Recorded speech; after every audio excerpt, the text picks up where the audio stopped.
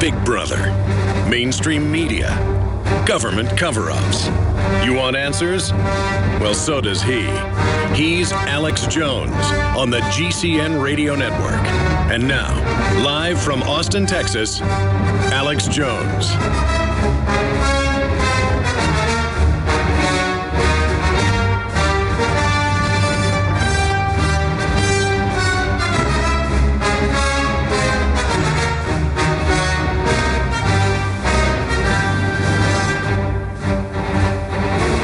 Folks, Obama just gave a speech in The Hague. That's why I was almost late coming on air right now. We were able to tape it off of C-SPAN, and we are finding the time code where he said it. We should have it in the next, 10 minutes or so? No, nobody's got it yet. I mean, Drudge has Obama top worry, nuke bombing New York City. We'll put that up on screen. This is a big deal, folks, because when they start hyping nukes going off in North Carolina or in Georgia or in New York City, remember what happened earlier this year. Remember the Dyess Air Force Base and the report of the missing nukes that got dug up that they never denied. And that the same day, hours after we released that, Senator Lindsey Graham gave a speech saying nukes were on the West Coast, or that we could see a mushroom cloud if we didn't attack Iran. And now they're saying their number one worry is basically Iran nuking Manhattan. That's what Obama just said at The Hague when they threw Russia out of the G8. The United States and its closest allies today, last night, cast Russia out of the group of G8 industrialized democracies, their most exclusive club, to punish, quote, Vladimir Putin. This is the beginning of a new Cold War. You see the world financial implosion accelerating, and with that will come military conflict, undoubtedly. The question is, will it just be regional or proxy, or will it be larger? And with it, you will see police state unfold worldwide. This is just a historical cycle that we're dealing with here. And the question is, how serious will it be? But I do not have words to describe what a big deal this is, that Obama just said his number one worry is a nuke, a suitcase nuke, basically, smuggled into New York City. I've told you over and over again, ad nauseum, including yesterday, that if I was the globalist, and I look at what they've set up, the FEMA camps, the training, the demonization of liberty movement, gun owners, I would set off a nuke if I was the globalist. I would never do this, of course. And blame it on political enemies and try to connect the liberty movement with radical Islam, which I've been seeing in Pentagon public training manuals more and more. It doesn't matter if it's asinine. Doesn't matter if it's ridiculous. Doesn't matter if it doesn't make sense. Doesn't matter if it's not based in reality. I war game this stuff, as any person throughout history would do that's concerned with these issues, and I can look through the enemy's eyes and look at their strategies and the different stratagems that they are developing. And I'm telling you, bigger than Dallas. Bigger than Dallas, I see mushroom clouds in their hand. Doesn't mean they're going to play that card. It's a big deal to play the ace of spades. We found the clip. Here it is. And so my response then continues to be what I believe today, which is Russia's actions are a problem. They don't pose the number one national security threat to the United States. I continue to be much more concerned when it comes to our security with the prospect of a nuclear weapon going off in Manhattan, which is part of the reason why the United States, showing its continued international leadership, has organized a forum. All right, listen, guys, we're going to go to break. Grab that 30-second clip, put it in our news format, give it to the guys immediately. No one's got this video. Just you know, Obama, top worry, nuke bombing New York City, the Drudge headline. I want that on YouTube instantly. Just ship it over to Rob Dew. Let's post it on the Alex Jones channel pronto. And then I want to put annotations to the end of it to our nuke warnings of nukes going off in Manhattan from 3 months ago.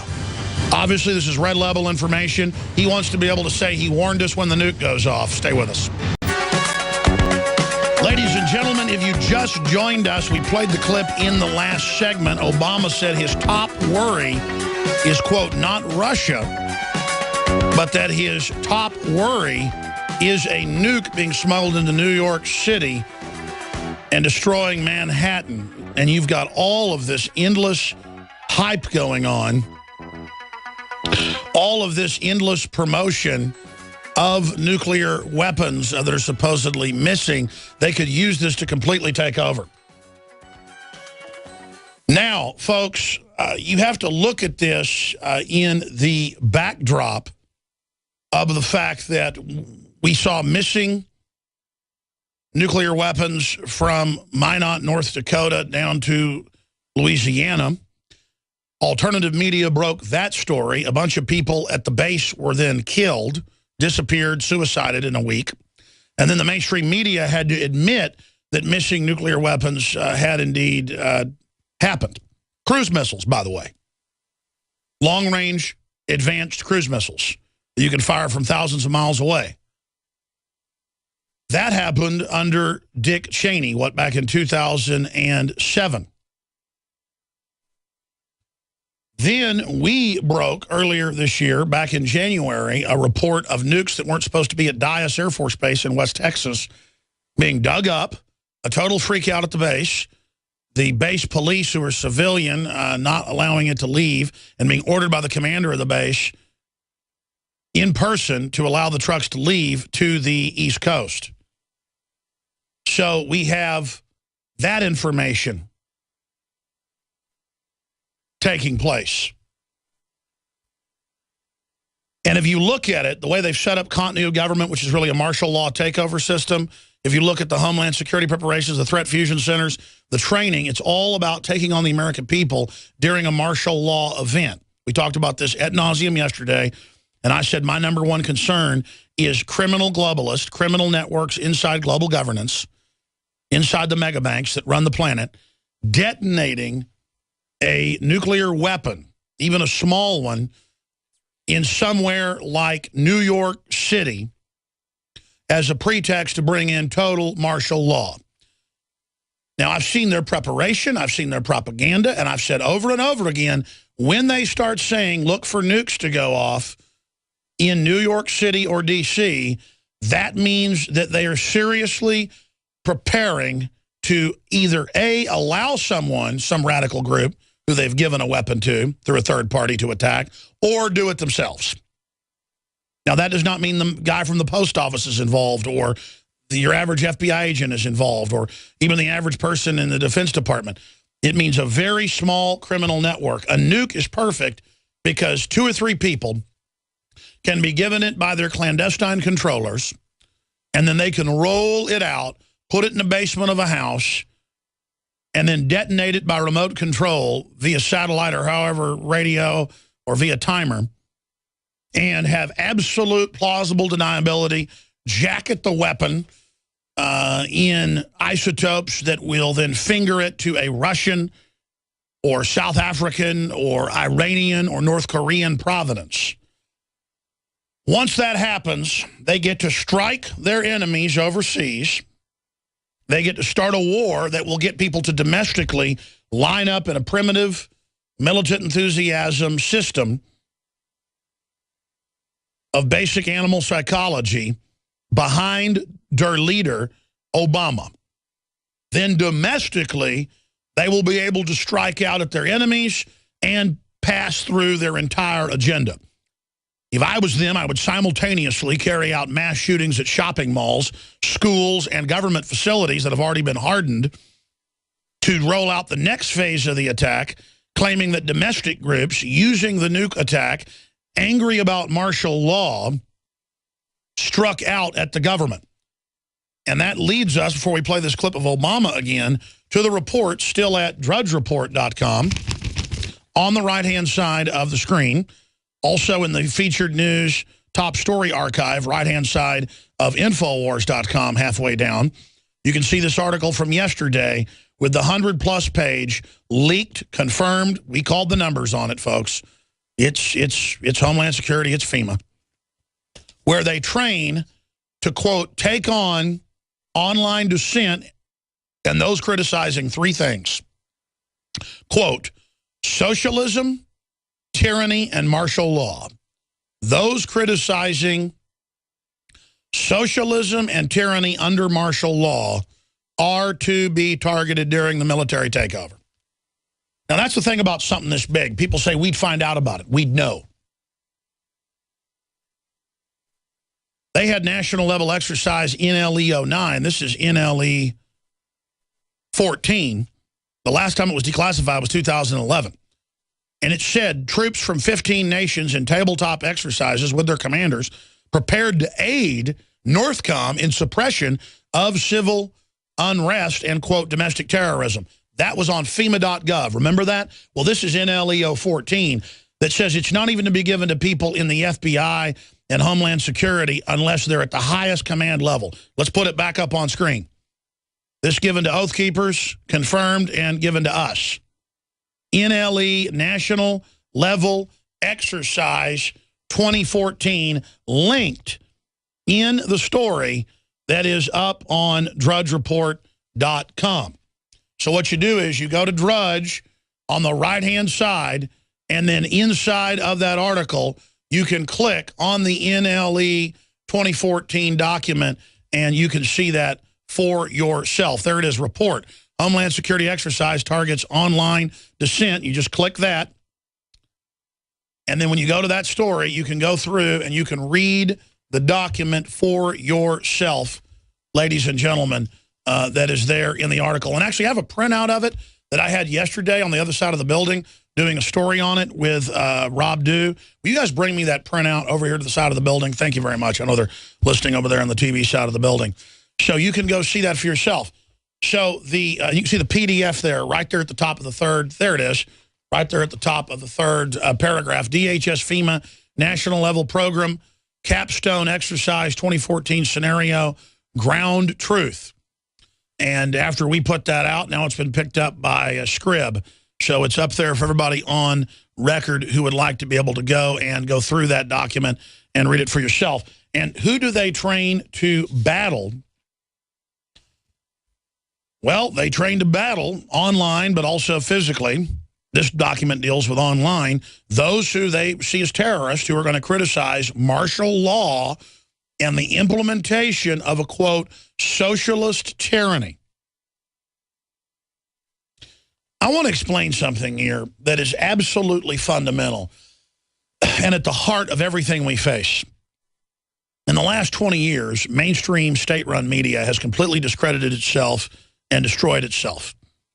When I was a child, mainline news would report on government drug dealing, torture rings, corruption. The government couldn't get away with 1/10 of what they do now because the establishment was scared of tyranny. And even though they were running things and corrupt, they didn't want a total tyranny to come in because that would upset the entire system and would endanger their positions. Liberty produces prosperity. So the elite wanted to skim off the top. They were smart.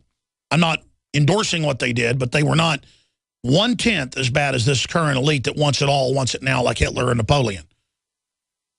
They're going for broke. They want to dominate their opposition. It's about dominating their opposition, not about even being in power. Bad for business. What I'm going to tell you here is the big enchilada, folks. When you look at this, they got the mainstream media to totally whore themselves out and destroy themselves on every single front. And now you notice CNN, MSNBC are just going to cooking shows. The system's done with them. They're not even needed anymore. Now they're moving on to entertainment to put propaganda out through. They've always done that, but now it's intensifying and becoming more naked. When they're done with you, they throw you away. They destroy the media institution while they're pouring it out. And the same thing goes for the police. As you're federalized, as you're trained and given the power to kill whoever you want and get away with it, as you're corrupted, that's done so your institutions that were never perfect but were a lot better in the past, undoubtedly by every metric, can be discredited and destroyed to have a night of the long knives and get rid of the SA and bring in the SS later, to use a Nazi German analogy from 1933, 1934.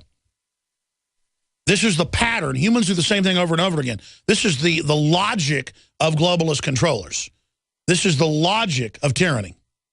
This is the logic of these systems, the dark logic, the wicked logic. It's their signature, their modus operandi in criminology. They do the same thing basically over and over again. That's how I know them. I know what they're going to do before they do it because I've studied them. I know what's in their hand. I know the cards they've got. And they're looking at the ace of spades that is setting a nuke off in this country and having COG totally take over and the average coward line up behind them and do whatever they say. If everyone goes along with this, if we don't signal that we're aware of what they're planning and what they're doing and that Obama is putting this out to basically telegraph to the Russians, hey, we'll set a nuke off and start World War III with you. That's what he did in that statement. So internationally, he's signaling what could be the beginning of World War III, kicking Russia out of the G8, huge development. And domestically, they're lining up and going, gun owners and veterans are the enemy, and those that don't want socialist tyranny. They're preparing to secure their homeland during their giant global war, Pax Americana. And of course, many of you are freaking out right now because you should be. We've talked about this ad nauseum, and now it's happening. This means they're looking at actually engaging this. Now, when we come back, we are going to play you the clip of Obama just 30 minutes ago saying his #1 threat is a nuke going off in Manhattan. We'll be right back. Go, Johnny, go, go. Ladies and gentlemen, Go, Johnny, go, go. Obama, we've got the clip saying the #1 threat is a nuke going off in New York. We have the CBS News article that came out hours after we broke the story with Senator Lindsey Graham saying that if we don't attack Iran, remember back during the whole Syria thing 3 months ago, that nukes would go off in New York or in the Carolinas. Charleston, to be specific. Senator Graham warns of nuke strike after missing warheads report. Senator warns South Carolina is nuclear bomb target following InfoWars report on Black Ops nuke transfer. There's CBS News. Graham, nukes in hands of terrorists could result in bomb coming to Charleston Harbor. Ladies and gentlemen, I'm telling you, the big move, the coup d'etat in this country, the #1 weapon they've got is a nuke going off that has been jacketed in an isotope to fingerprint it to a foreign power. You blackmail the foreign power you want to attack, just like they did Iraq with 9/11, when it was out of Saudi Arabia, clearly, undoubtedly, and you go after whoever you want. And they've just kicked Russia out of the G8. That is a big deal. I told you last year that my spidey sense was off the chart, and now this year it's beyond off the chart. But you don't need spidey sense, ladies and gentlemen, to know this is serious. And all I want's prosperity, all I want's due process, all I want's a future. I don't want the globalists who are hell-bent to get our guns, break this country, and turn us into their military arm completely, and to finally capture the U.S. The globalists just don't want to capture Russia. They've already got the U.S. partially captured. But they want it fully captured. They want to secure their rearguard homeland. And the globalists want to punish their political enemies, and they're training the military and the police secretly, but we've blown it wide open, so now it's public, to take us on. That's treason. George Soros is financing banning guns here. He's financing attacking Russia over there. Bill Clinton's pushing attacking Russia over there, pushing taking our guns and our kids here. MSNBC's pushing attacking Russia over there. They're pushing taking our kids and our guns here. They sow division. They sow racism. They sow control. Look at them. Turn them on. It's an enemy, globalist, banker propaganda channel like Dilligan Radigan told you.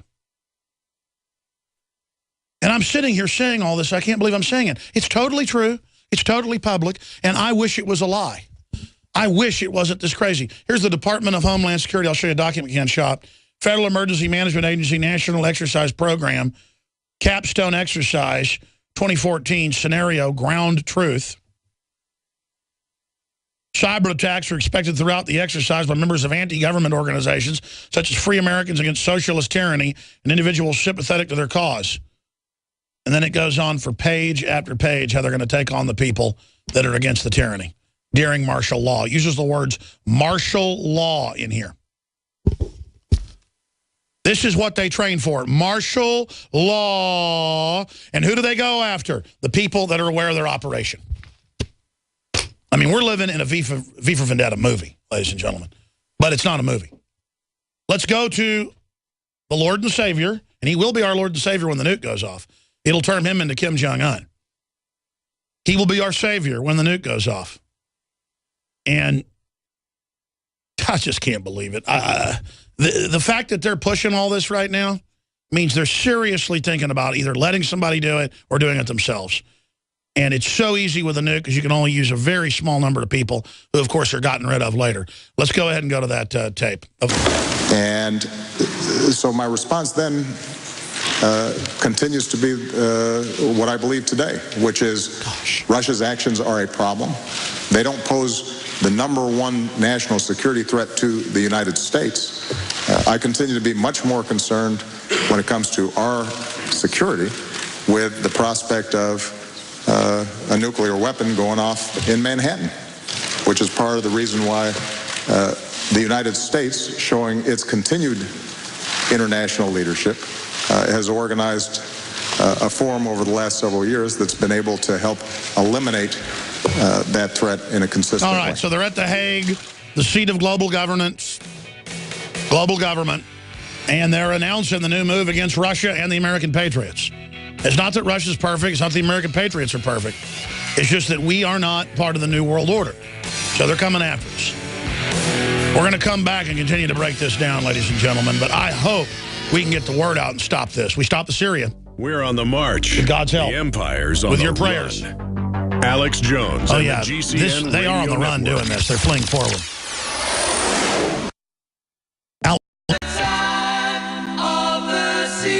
I swear before Almighty God, on the souls of my children, even though you're not supposed to do that, I commit my entire being to this statement.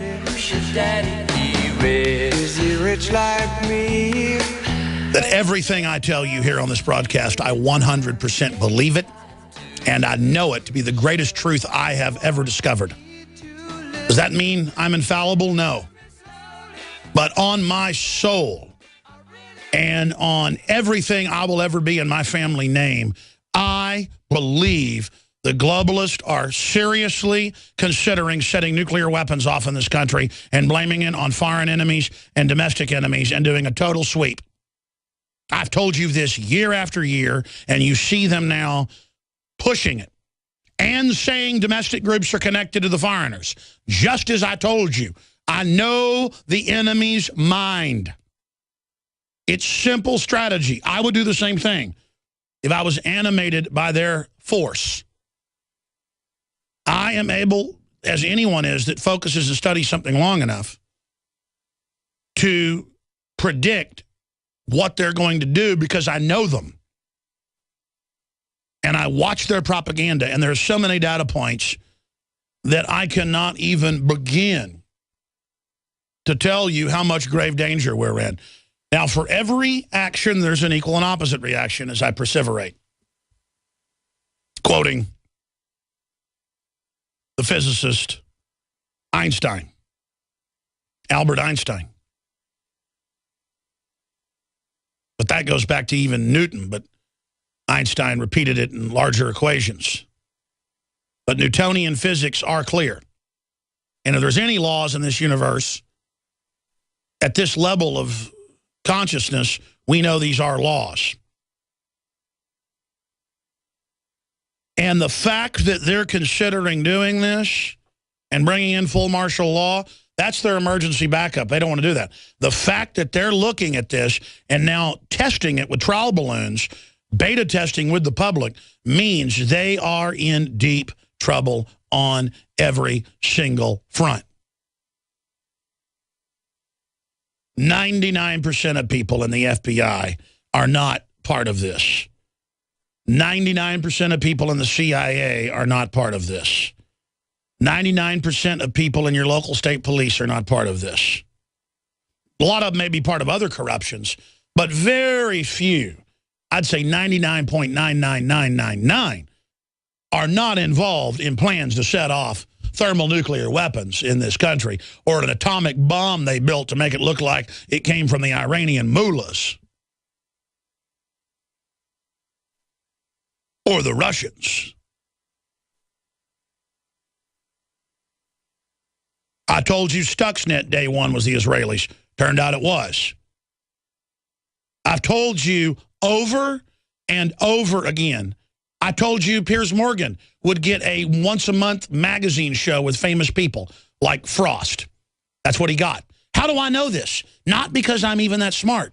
As a hunter, as a Jaeger, as a man, I can watch what different creatures, different animals, different people, different weather systems do. And they do the same thing over and over again in similar patterns. So I know what the enemy that I hunt does. I live studying the enemy. I am the enemy. I have studied the enemy so long, I am the enemy. You understand that? I am what I hunt. Call me the hunter. That's my name. And you too, ladies and gentlemen, can learn how the enemy operates. And let me tell you, if you learn how they operate, you're now going to be wearing the sunglasses, just like Rowdy Piper. And they live, listener of the show. And he said, the real world's just like that movie. You put on the glasses, there ain't no going back. And what does Rowdy Piper have to do to his friend to make him put the glasses on? He's got to get in a serious battle with him, and both of them have to get hurt really bad before they learn the truth. And that's the analogy or the allegory of how you have to go through hell to learn things. Don't you wish you just put the glasses on or start eating concrete? Put these glasses on or you're going to start eating concrete. And I'm going to do this to you because I love you. You think it's fun to get up here and talk about these people that may set nukes off in the country? I'm only alive because my grandmother's praying for me, ladies and gentlemen. I'm only alive because if they destroy me, it'll turn me into a martyr. But they'll probably figure something out. And that's why I get so upset and so angry when I'm on air, folks, because I literally realize I am putting myself in the arena with vicious, evil people, and my family is being put in the arena like chips, all in on a poker table. And I don't like it, but I got to do it. And that's why the adrenaline starts flowing, the chills start going up down my spine, because I see the enemy. I got the glasses on, and I just wish the public could see it for themselves. Our country has been captured. Our country has been overrun. Get that special report on the cops killing the homeless guy ready for me. I'm going to have to go to that for a while because it's so important. The full report's up on Infowars.com. And then I'll come back and get into all this with Greg Palast and more. It's just that everything is set up for them to stage stuff and pose as the saviors. And the nuke's the way to go to start the foreign war, cover up the derivative scam, and clamp down domestically. And I'm telling you, I know what they got in their hand. I know where the ace card's at, because I saw them tip their hand earlier, and they got their finger on the ace card, looking me in the eyes, looking you in the eyes, getting ready to play it. They are really considering playing the ace of spades. It's the only god they need, is stage terror. The only way you beat them is exposing their secret weapon, exposing their Deus Ex, exposing their god of staged problem, reaction, solution, Hegelian dialectic.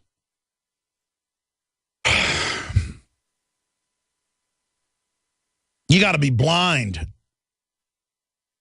to not see open tyranny being set up around us in a criminal takeover of the republic.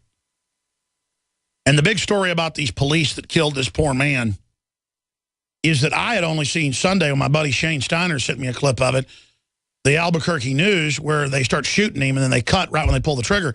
I said to the guys yesterday before the show, I said, you know, I bet there's a raw version put out by, the court. They found it online, folks. And the story isn't that they shot the guy for no reason. He didn't have knives in his hands like they said. We blew up the video. It's that they flashbang him, let a dog attack him. He turns to run, and then they shoot him in the back, and you can hear him on the audio. I don't know how it translates over AM radio, but you can hear him going, I can't move. They've shot him right in the back. He's paralyzed. And then they start shooting him more and step on him and then put him in handcuffs as he dies. And they're clearly getting off on it. Like wolves. They've just taken down a bear. And it's just some homeless guy. Now they show up with, I mean, usually it's one cop with a homeless person, or come on down here. And you wait a few hours if they don't come down or whatever, because you don't want to kill them. But they're hiring people. And we know 10, 15, 20% of the military historically are psychopathic killers who want to get in because they want to kill people legally. Most to get in because of family reasons or because they're honorable. Because as men, they need to go out and be in combat because it's genetically there. They're very honorable, good people. But the police departments are recruiting people who, and this is what they want, who really want to hurt and kill people. I mean, I got to say the Austin Police Department, for all its problems, is not trying to recruit people that just want to kill people. And, you know, if you really want to kill people, why don't you be a man about it and go join the military and try to get into special forces and actually go fight real people that shoot back, not homeless people. It is the most dishonorable, weak thing to find some naked, homeless 14-year-old who clearly is autistic looking at their hands. And you see these squad car videos where they beat them to death. Oh, you didn't follow my order. Taser you. Oh, you're flopping around. I'm going to beat you. I mean, who wants to beat an autistic person to death or throw someone out of a wheelchair? An animal. That's who. And I want to explain something to the police. We're going to skip this network break and play this. I want to explain something to the police as they hear this. I'm playing this so you can kick these type of people out of your ranks, so we can get rid of these bad department heads. Albuquerque's legendary for tasering women and the you-know-what, and 8 anal exams, you know, people at a traffic stop and torturing people to death. I mean, it's a very evil department. Boss Hog on steroids runs it. And you either change this and decide which side you're on, or you discredit yourself, your family, prosperity. All this type of stuff, it's unnatural to let the system do things like this. And we will turn into a total tyranny under this, and then you will lose everything as well. So let's go to this report. We have the unedited audio and video. Warning, it is the dog is biting him after he's already been shot repeatedly with real bullets and beanbags. And, I mean, and the cops are hyperventilating like they're actually scared. And it turns out this guy wasn't feared and didn't have any, you know, violent record or anything. And it's just they went up there playing soldier. In fact, I saw on my phone this morning, I screenshotted it. I saw on YouTube somebody explain it all absolutely perfectly off the video I put out last night on the nightly news. Let me see if I screenshotted that. I did screenshot that. Michael Gorman said, well, you pump up low IQ goons, that's who they try to hire now under 100 IQ, arm them with high-tech weapons and tell them they are saviors, put them in roaming packs so they affirm each other's power. You are asking for brutality and mayhem. What a murderous bunch of thugs these guys are. And that's it. It's mob psychology. Let's go ahead and go to this special report, because remember, this is what the globalists have put in across the country under the threat fusion centers and the training while they prepare to stage the false flag to totally take over. And then cops, you're not going to get away with this in the Civil War. You're meant to be destroyed in the Civil War. So hopefully you have some self-preservation instincts in you, because you will be destroyed in this war. Let's go ahead and go to this video.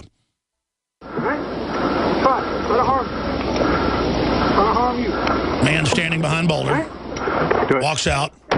They detonate flashbang, release dog to begin biting him in the genitals. Get on the ground! James M. Boyd is dead. His crime? Sleeping behind a line of boulders at a state park outside Albuquerque, New Mexico. A group of heavily armed police with a German Shepherd attack dog came upon him and ordered him to walk down the hill. When he began to come down the hill, and we're going to go through the unedited footage, they release the police dog on him, throw a flashbang grenade at him. He turns to run, pulls something out of his pockets, and they shoot him in the back. Get on the ground! Get on the ground! Get on the ground now! Get on the ground! Get on the ground! Don't make noise! Now, we paused the video there where the suspect, James Boyd, appears to be turning away from officers. Now, that's all the public has seen up until that point. The mainstream media stops the video right there when they pull the trigger and shoot him in the back. What comes next is the true horror. They allow the dog to chew and continue to bite on him. They step on his arms. They shoot him more with the beanbag guns, and it looks like they shoot him with a real firearm at least one more time. They then handcuff his dead body and hyperventilate, acting like they're scared of him, and so it's okay what they've done. When you look at this in context, it's bad enough. But when you see all the other things they've done in Albuquerque, New Mexico, and gotten away with, like pepper spraying a woman's genitalia to, quote, punish her, or giving a man 8 anal probes and enemas looking for illegal drugs they never found from a routine traffic stop, you realize what a dangerous place Albuquerque is to visit. And then you find out there is a long train of very suspicious cases of police killing people and calling it suicide in Albuquerque and the surrounding counties. You realize this is another one of these boss hog kingdoms where the police know they're above the law. Watching the footage is extremely disturbing, and we're going to play it all unedited from end to end for you right now. This was shot from a gun camera that one of the police officers has. And when you see this man talking to them calmly, and seconds later he's dead, you realize how dangerous this militarization of police has become. The New York Times, the Wall Street Journal, they've all reported now on what I began warning you about 19 years ago. The federalization and the militarization of police under the Rand Corporation National Stability Police Force Plan, which is designed to turn our country into a martial law system. If you were down at a bar or a bus stop, I have the right to kill you right now because you're trying to take me over. Don't get stupid with me. We're not going to get stupid. You said we were walking out of here, now you're bringing up assault and everybody's going to get hurt again? All right, don't change up your agreement. I'm going to try to walk with you. All right. Love folks. Don't try to harm you. Keep your word. I can keep you safe. All right? Don't worry about safety. I'm not a fucking murderer. All right? Try to harm you. Try to harm you. All right? Do it. Get on the ground! Get on the ground! Get on the ground now! Get on the ground! Get on the ground! Don't make fun of people. Put up! Move it up! Moving up. Still got the knives in his hand? Still got the knives in his hand. Still got his knives in his hand. Step it up behind you. Now they release the dog on the guy who's shot in the back, who's not moving. Still armed. Get your hands out. Drop the knife. Hear him say, I can't move. He's paralyzed. Put your hands out to your side and drop the knife. Get your hands up. We only shot you in the back. Beanbag. So they shoot him a bunch with a 12-gauge beanbag at about 15 feet away that'll kill you. And that does kill him. Negative effect. That's 3 times in the spine with a beanbag gun. I can get him on him. Yeah, I don't want that knife in his head. Yeah, we just killed somebody. He's still alive, though. Let the dog bite him some. Come on, let the dog have a little fun, too. There you go. Bite his leg. Good. Step on that right hand real hard. Step on that right hand real hard. You got a knife in each hand? Knife in each hand. Knife in each hand? There's blood on the rock where his face bashed. Rex, close. Okay, get around. I got left. Good on that. They treat him like an animal, they'll be treated like that. I'm going to switch you. All right. Let's put him in You got handcuffs. lethal right there? Yes. I have lethal. These guys are all real excited right now. They're all going to have bad car wrecks. Their kids are going to get cancer. I mean, this is how it works. I've seen it. I know those cops are going to watch this later and laugh. You'll be laughing later because you know who you got to deal with. Heard that Johnny Cash song? You can run on for a long time. Run on for a long time. Sooner or later. These are all wannabe soldiers.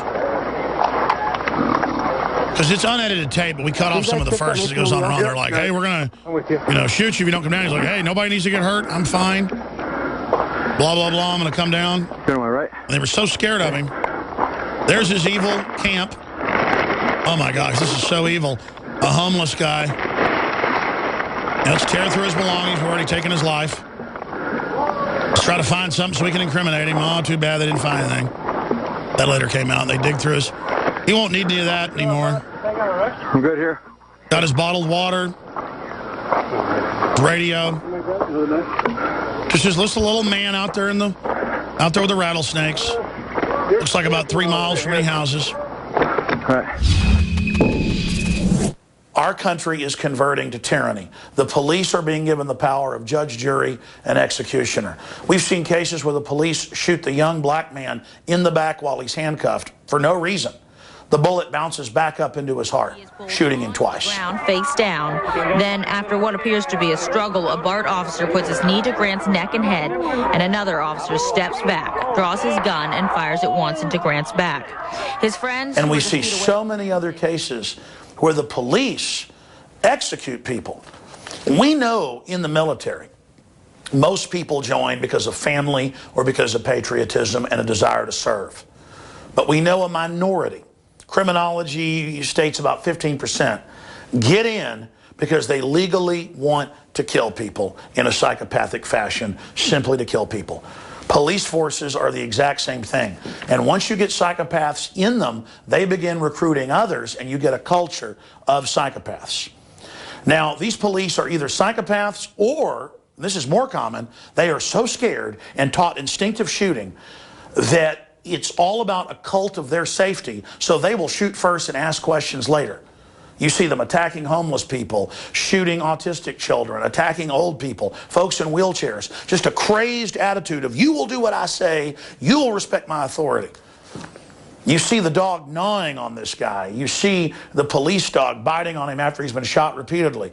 You see them stepping on him and then handcuffing him after he's clearly been killed. And finally, you see the police chief defending it, saying they did a great job.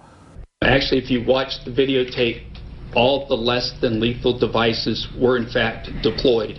The public knows, and everyone can watch the footage, that this is the extermination of a man who's homeless, camping behind a rock. More and more Americans are going homeless, more and more people are going bankrupt, and it is frightening to see this man and others, like in the case of Kelly Thomas, being tortured to death by police for the crime of sleeping outside at night.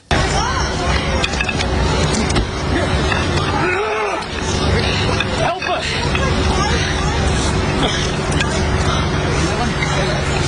He's on something. Here, I got this hand.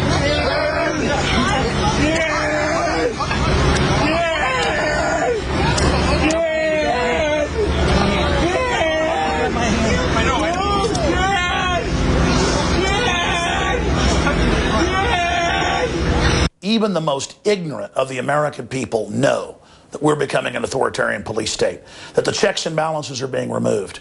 We all know North Korea is a horrible authoritarian dictatorship based on a police state. We know Mexico is. We know Nigeria is. We know Saudi Arabia is. But our government won't even criticize those regimes anymore, like Saudi Arabia, because tyranny is now the policy worldwide. Europe's converting to tyranny. England's converting to it. We're converting to it.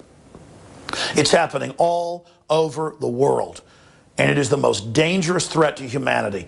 Governments killed 262 million people in the 20th century. The #1 cause of death is government.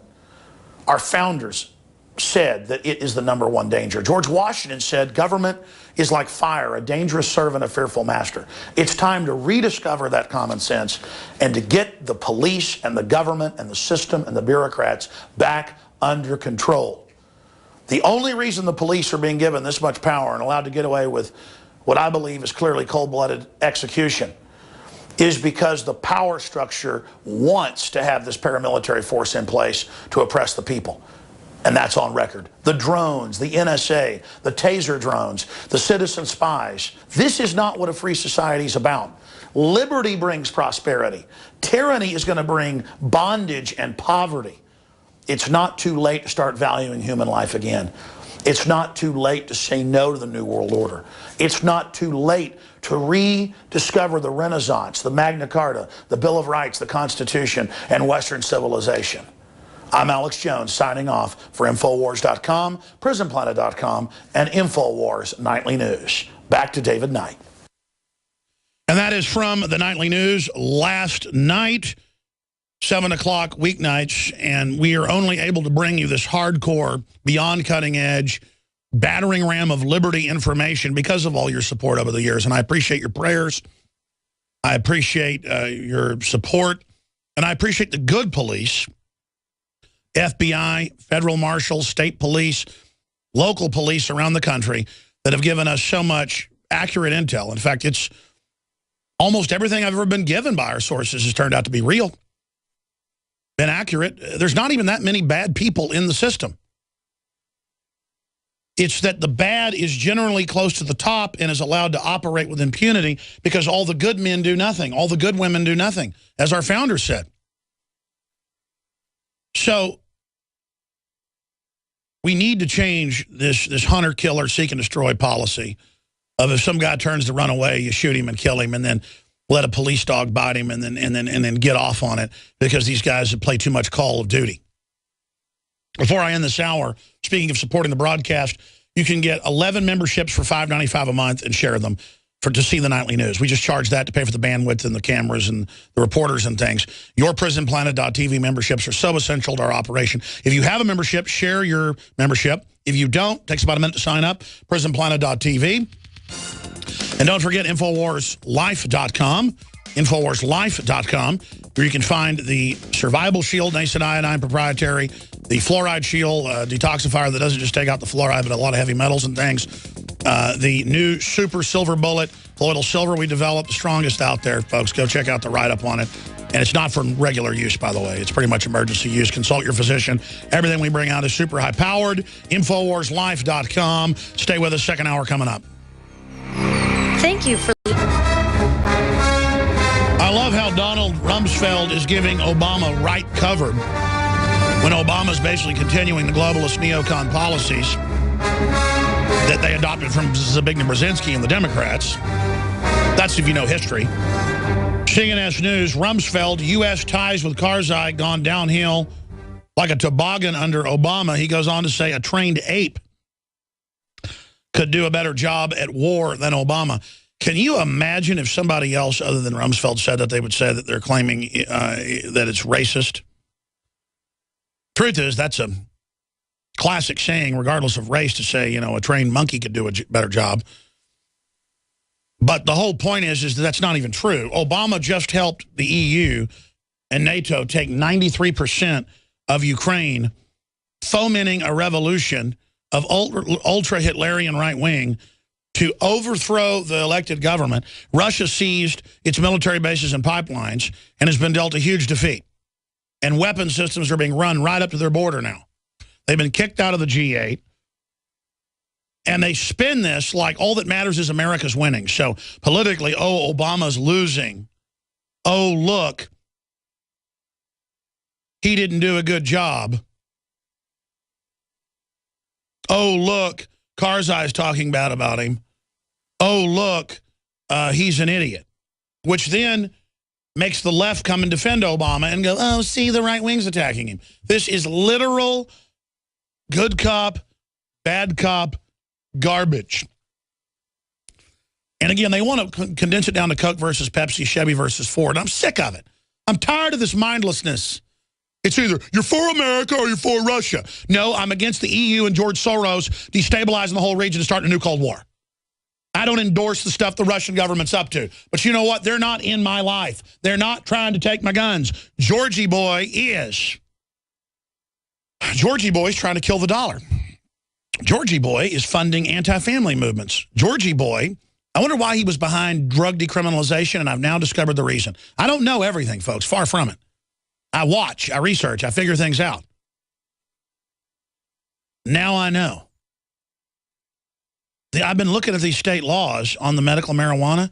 You waive your rights and become a ward of the state, basically, and become basically a new criminal or welfare class when you go on. Even if you pay for it, they are inducting you into a system as a drug head and taking your kids and taking your guns and harassing you. And so, I mean, I say just keep the things illegal, and, you know, they've reduced the sentences down to almost nothing. I mean, I mean, if I had glaucoma or I had a stomach problem and had to smoke it, I don't like pot, folks. I'm on record. I mean, I've smoked it but didn't inhale like Bill Clinton. I'm joking. Come on. No, I've inhaled, let me tell you. And I don't like it. I don't like stimulants either unless it's like coffee. I like mild stimulants. I like alcohol. I like tobacco. That's the pantheon of my drug-taking world. But it's unbelievable how slick these people are. They can take anything and turn it into a screw job. And, you know, Obama's been trying to keep mandatory sentences in for pot while acting like he's pro-marijuana legalization when they've tripled the raids on the states where they don't make you a ward of the state. Was it Oregon and California don't make you wards of the state? And so they're SWAT teaming them until they pass laws the feds like that just turn you into an invalid of the state, like Michigan and others. And the Colorado law is so confusing, I can't even understand it. And believe me, folks, if I can't read a law and understand it and have to go to a lawyer to understand it, we got a problem. All right, ladies and gentlemen, we're going to be right back with Greg Palast to get into what's going on with all these bankers' suicides. You guys repulled me that Bloomberg from yesterday, thanks. Oh, but I want to say something here on air. I really had the realization that I've got an incredible crew. And they just get better and better, and they all love liberty. This is the best crew I've had in 18 years. I salute you guys out there, because I didn't have a crew 18 years ago. I had Buckley, that was it. Hi, folks, Alex Jones. There's no secret room of other patriots out there to fight this tyranny. We're it, this broadcast, you out there. All the other patriots that love liberty and love justice. All the other real media out there that's fighting for freedom. We're being hit by a very sophisticated globalist takeover, but once people are aware of the attack profile, we're able to turn it back around. Unprecedented, folks, to have Obama, if you just joined us, I'm going to play this for Greg Palast coming up and get his take on it, saying his #1 threat is a terrorist nuke going off in New York. That'd be the perfect way to take control of this country and start a war with Russia. And he said it in the same line talking about Russia. And here's the headline: Russia is ousted from group of 8 by U.S. and allies. Russia has been trying to reform. Putin obviously is a quasi-dictator. He gets elected, but it's kind of like Bloomberg because he controls the situation. But the point is, Russia was not expanding. Russia was not starting a bunch of wars. I'm not romanticizing them. I'm not saying they're an angel. But trying to do all this over a small annexation when the EU and the bankers just took over 93% of the country, financing a coup d'etat with Soros and others involved, and the Russians kind of grabbed their area. I'm surprised the Russians didn't grab half the country. And I'm not defending what the Russians are doing. It's just this is what happens. Stalin grabs half of Poland, Hitler grabs the other half. Or vice versa. History repeats. And you see Spain going for independence, areas of Spain, Catalonia. You see Venice voting 80-something% for splitting off. You see all these other countries. You see Scotland voting to get out of the UK. Are we talking about sending battleships or aircraft carriers there, missile cruisers? And the government they've put in, people use the term Nazi too much, but the Ukrainians in the western side were pro-Nazi in World War II. And they really have put people in as the vice president and the rest of it who actually are on video heiling Hitler and stuff. And we've shown you that. So, I mean, it is a horrible situation. Why are they kicking off a new Cold War? Why is Bloomberg reporting, like we've been reporting for a year, that bankers' deaths shine light on stress in industry? They've changed the headline. Guys, pull it out of the stack from yesterday. In yesterday's stack, we have the Bloomberg headline where it says coroners looking into deaths. And now they've memory holed that and changed it to they're looking at stress in the industry. Very, very interesting that they've done that because it is the same article. And it's a lot of people jumping out of buildings or being found dead. And I think some of them are being killed. In the next hour or 50 minutes that we've got left with Greg Palast, investigative journalist par excellence, I want to get his take on the waterfront and the anniversary of the Exxon Valdez. I want to get his take on other investigations that he is part of. That is just some of what we're going to be breaking down with him.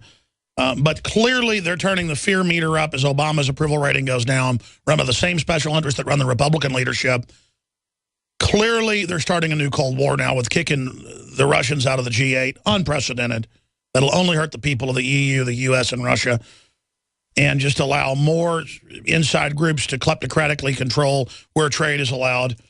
It's really simply amazing to have this going on. GregPalast.com is his website. He's a New York Times bestselling author. He's an investigative journalist, and he writes for Vice Magazine, The Observer. And, of course, he's no stranger to this broadcast. He's been coming on for about 15 years. And he, of course, is host of Newsnight, one of the biggest shows over in England with the BBC as well. But he has to come on shows like mine here in the U.S. because there's such a wall of censorship and dinosaur media. But I wanted to get his take as a geopolitical traveler, not just as a former top federal fraud investigator with the Justice Department, on what we're seeing happen in the different power blocks, because this is a big deal, what I see happening, this new violent reset with Russia. And I want to see from his study the players involved, if he agrees or if he can augment or disagree with the gestalt I threw out about the new geopolitical reset that's happening towards a new Cold War, and where he sees this going and tying it into the banker deaths. Then we'll look at a bunch of other issues and his latest book that's out. Greg, thank you for coming on today. Glad to be with you, Alex. Good points to be making. It's worth the discussion. And we're on the investigation. I have to say, one of our team just came back from the Ukraine, Zach Roberts, and one of the members of our team is Ukrainian, and I can't use his name. So we are covering the Ukrainian story, as well as obviously I'm on because it's the 25th anniversary of the Exxon Valdez, another investigation, not completely separated, because we're talking about oil and banking. And that's what Ukraine comes down to. You're either talking about oil or banks. That's about the end of the discussion on the geopolitical front. In the Ukraine, in fact, if you want me to throw in my 2 cents of where our investigation's gone so far, I'm happy to do that. Yes, sir. Okay, well, on the Ukraine, understand that this started when the Ukrainian government under Yanukovych, who's an ethnic Russian, as are a little more than half the people there, he was faced with basically a demand for a takeover, a hostage taking by the banks of the West. The World Bank and the IMF said, if you want to join the European Trade Pact, here's what you have to do. You have to sell us cheap gas transshipped from Russia. You have to privatize, that is, turn over all your industry. You have to go through a massive austerity program, which is going to triple unemployment. Basically, they wanted to do the Greece job on Ukraine. They're going to turn into another Greece. And if you want to trade with Europe, here's the price. And the reason they wanted to open to Europe is that they're hoping that maybe some people are hoping eventually they'd join the EU, which would allow them to leave Ukraine and move to Germany and England. That was the hook. But if you want to connect to Europe, to Western Europe, basically you have to turn over your industries, throw another million people out of work minimum. Literally, they're going to literally deliberately crank up massive unemployment. So so Putin, not being a bad chess player, said, "Oh, well, since they're putting the squeeze on Ukraine, I'll make them a counteroffer. Here's $15 billion and cheap heating gas for your people, no strings attached, except that you join our trade pact, not the IMF European World Trade Organization pact." And so obviously the one which was punishment and the other which was 15 billion free money, Yanukovych took the free money from Russia. That led to the West engineering a putsch, a coup d'etat against the elected president. We're supposed to be afraid. It's the weirdest thing. People are talking about supporting democracy in Ukraine. They overthrew an elected president. This new game that people go on the streets and overthrow elected presidents. We saw this in Thailand. We're seeing this in Venezuela. where the 1% is going out in the street and trying to overturn elections. That's what happened in Ukraine. And I got to tell you, Zach came back from Kiev 2 weeks ago with pictures of from the demonstrations. And like you say, not everyone's a Nazi, not everyone's a fascist, but we have pictures of the the pretend stormtroopers, the swastikas. It is it's not very pretty. It looks like 1933. Well, your analysis is exactly like mine because we're not reading from the same sheet of music. That's what's going on. But then you turn on the news, wonderful freedom fighters, and they're burning buildings and burning police and shooting police that have done nothing, overthrowing the government. And then Russia, and I'm not romanticizing Russia, but they grab an area that's always been part of Russia in the past, where they've had a bunch of wars, the Crimean War. They grab their military bases, their naval base, their gas pipelines, you would think they'd started World War III. Now they're kicking them out of the G8. Obama's worried about nukes going off. This sounds like they're trying to start a new Cold War. Yeah, I mean, obviously you got to keep the Cold War is very effective in controlling the American people, and our leaders and the elite really miss it.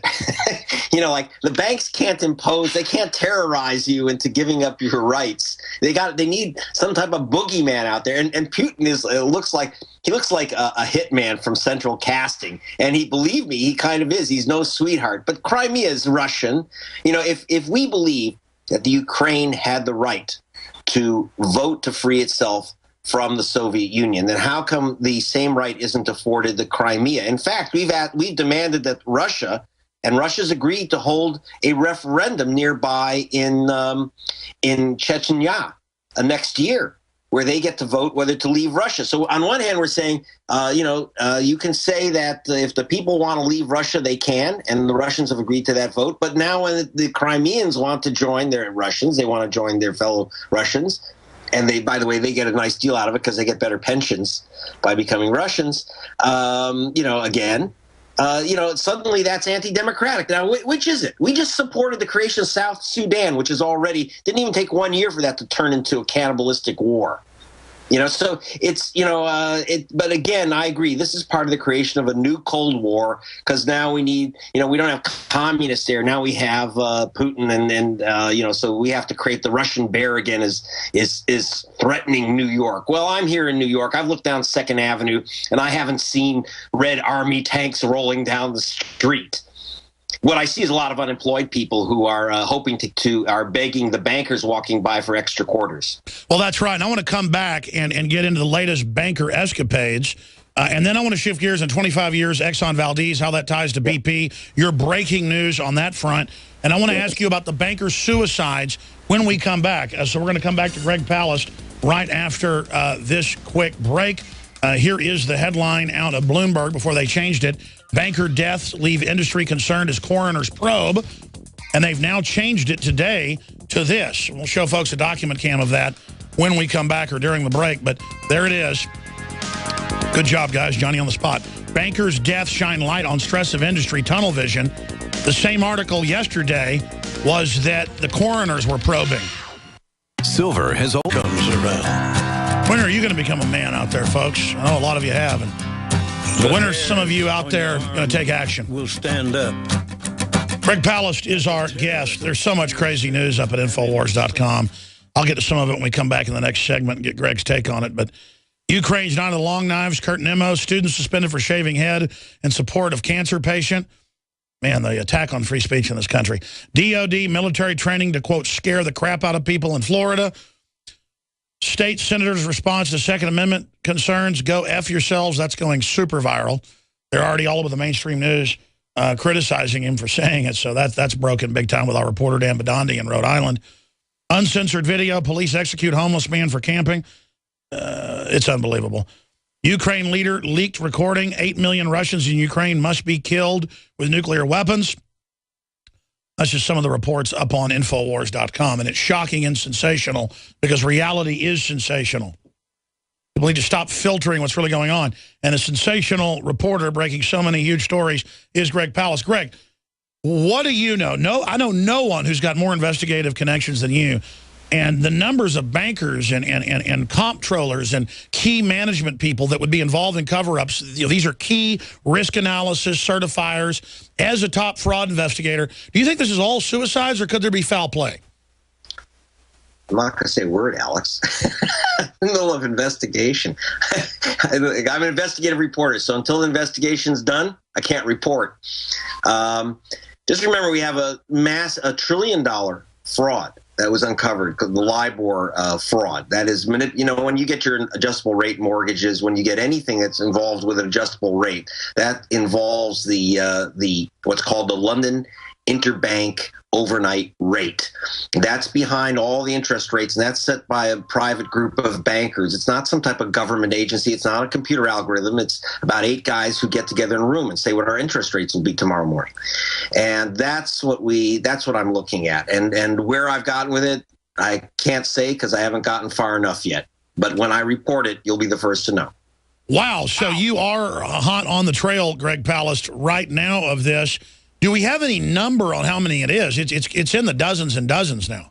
No, and one of the problems statistically is that, people do kill themselves and people do get knocked off for all kinds of reasons. But there's certainly a big uptick right now. So even if they're not being murdered, what are they depressed about?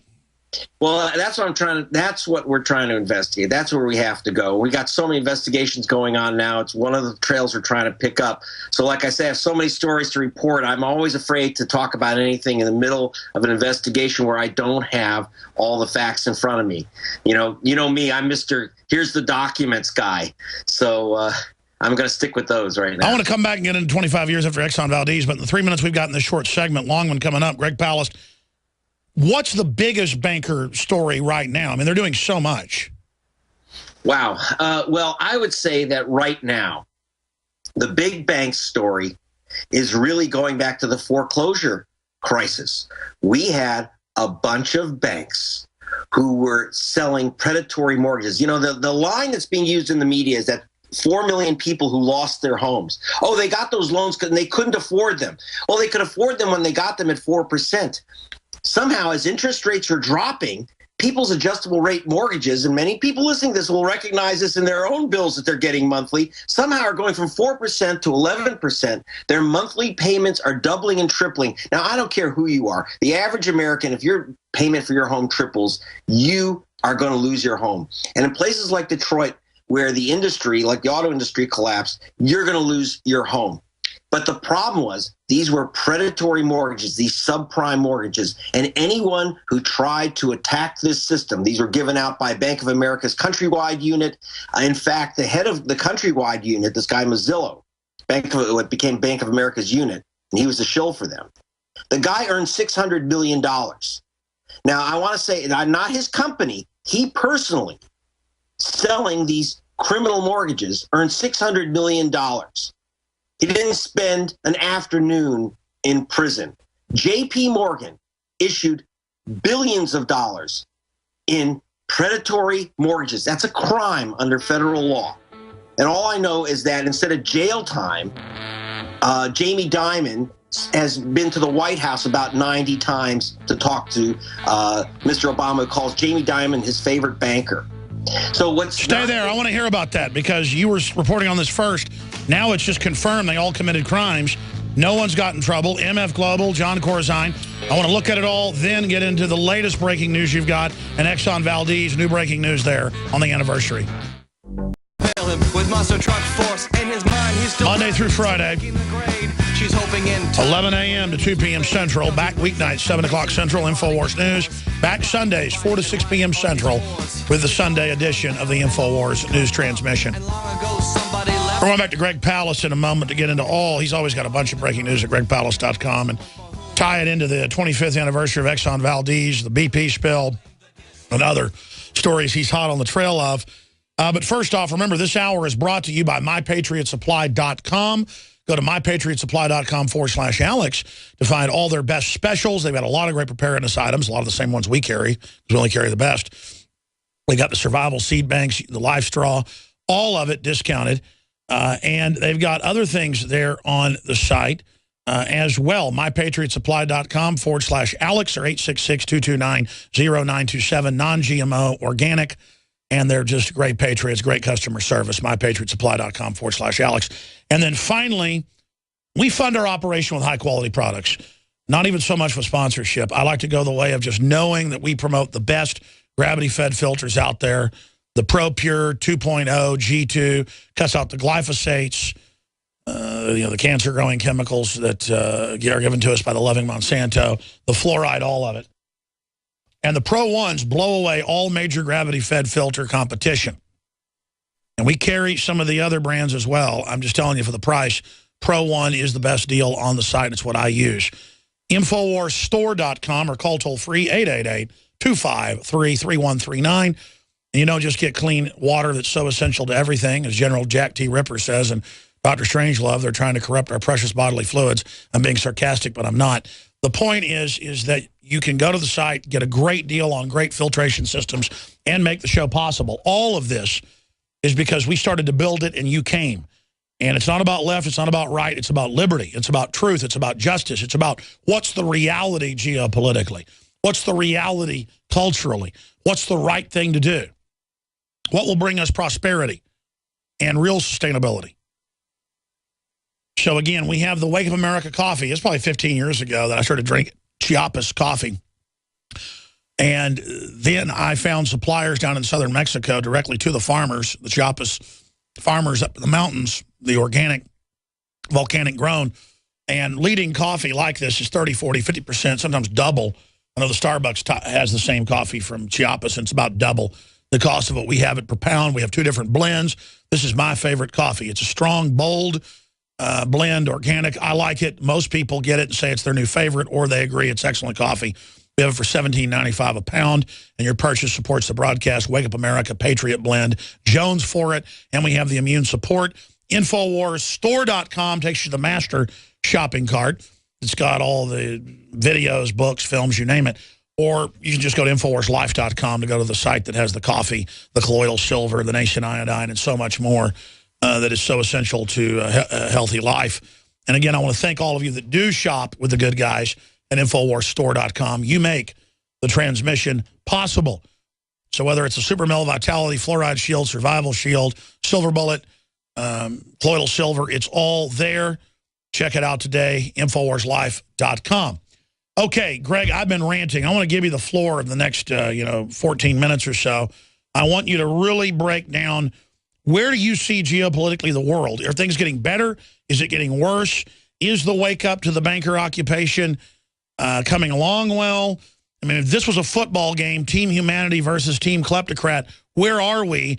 And then I want to tie it into things like the Exxon Valdez, which ties into things like nuclear disasters, like Chernobyl that got covered up, and now the situation with Fukushima. There's this corporate culture of just thinking they can suspend the rules of reality, and who cares what happens to everybody, including their children.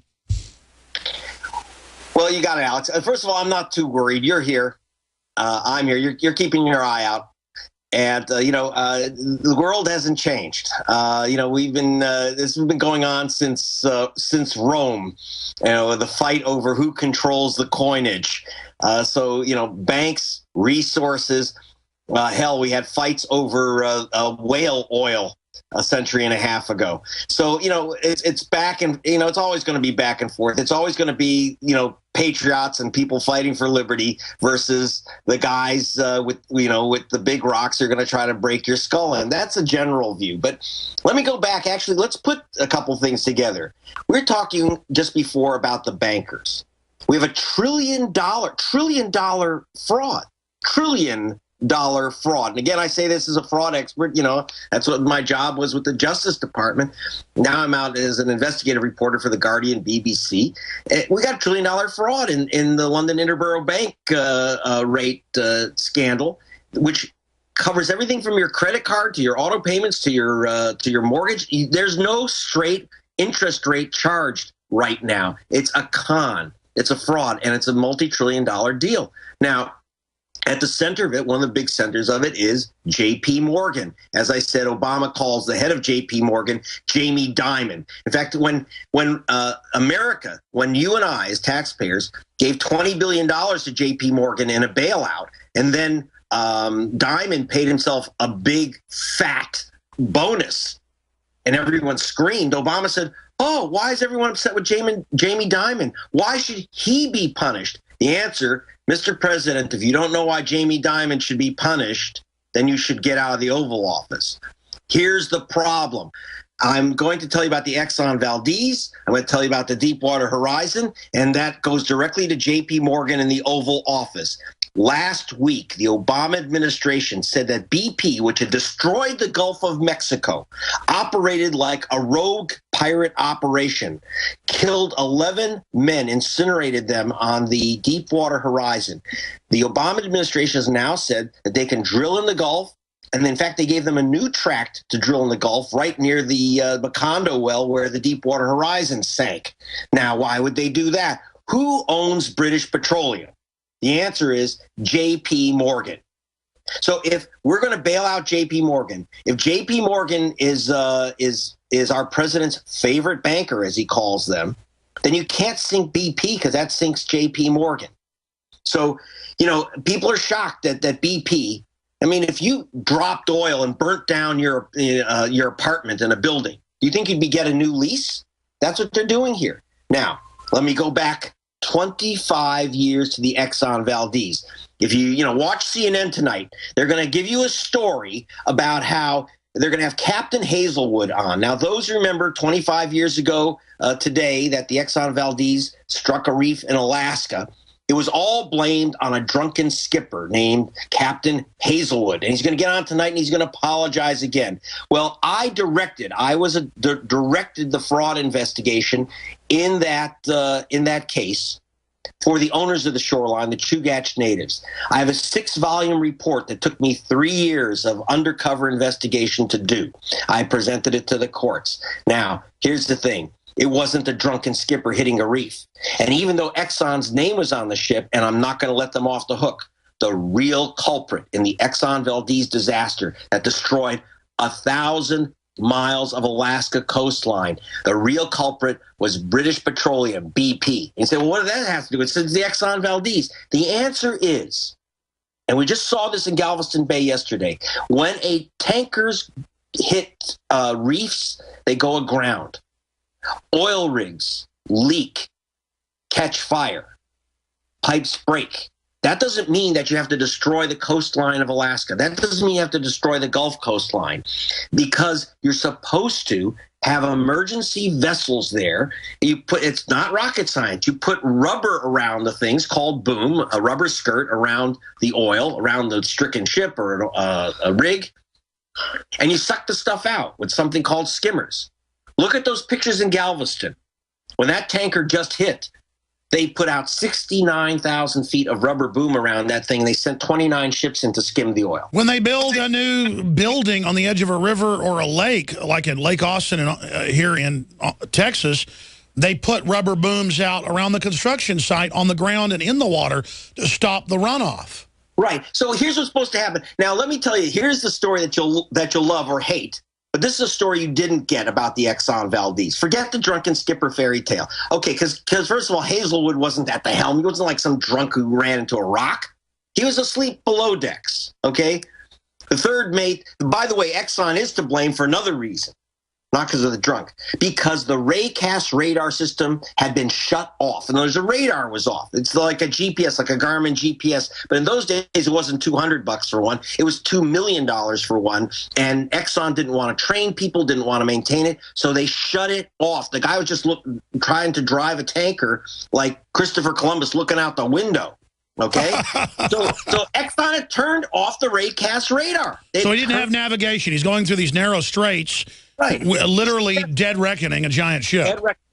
Exactly. That's what he's using, dead reckoning, the third mate. And so he slammed into the rocks. Now, immediately, the thing is that if you looked on paper, there was supposed to be, right at Bly Reef, exactly where the tanker hit, a whole supply of that rubber boom to put around the ship in case of a disaster. There's supposed to be a containment vessel with the skimmers right where the ship struck. There was supposed to be a 24-hour trained emergency crew right at Bly Island, right where the ship struck. In other words, it's almost as if someone started a fire in front of a fire station. It should be boom, it's out in a minute. But what happened? BP had all that equipment, the crews, the ships, the skimmers, the containment boom. It was all there on paper, under oath, in writing, and it was a lie. It was a phantom. It was nonsense. It was a con. It was a fraud. In other words, they said it was out there, and they figured, well, who's going to check out in the middle of Prince William Sound in Alaska? The only people out there, you just got a bunch of Alaskan natives. Who's going to listen to them? Who cares?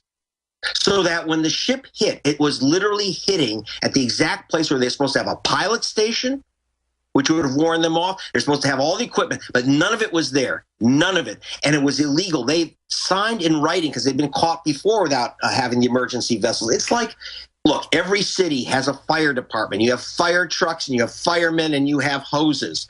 And that's exactly what a containment ship is. It's like firemen for an oil spill, a fire truck for an oil spill. And it was supposed to be right exactly where the ship hit.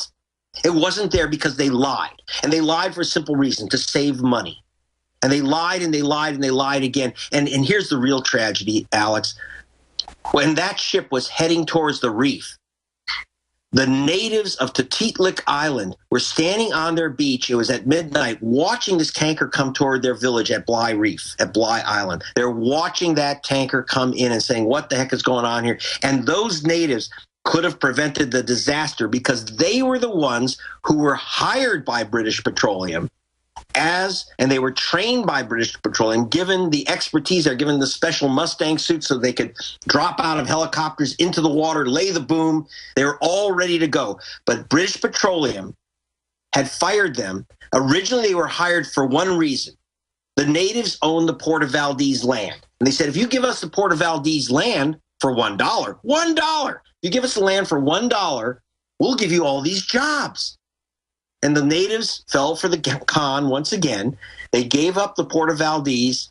They got the jobs. And as soon as no one was looking, they waited a couple of years. Then they fired them all, took away their equipment. And so they were watching helpless as the tanker And this came is in. how they take over cities, counties.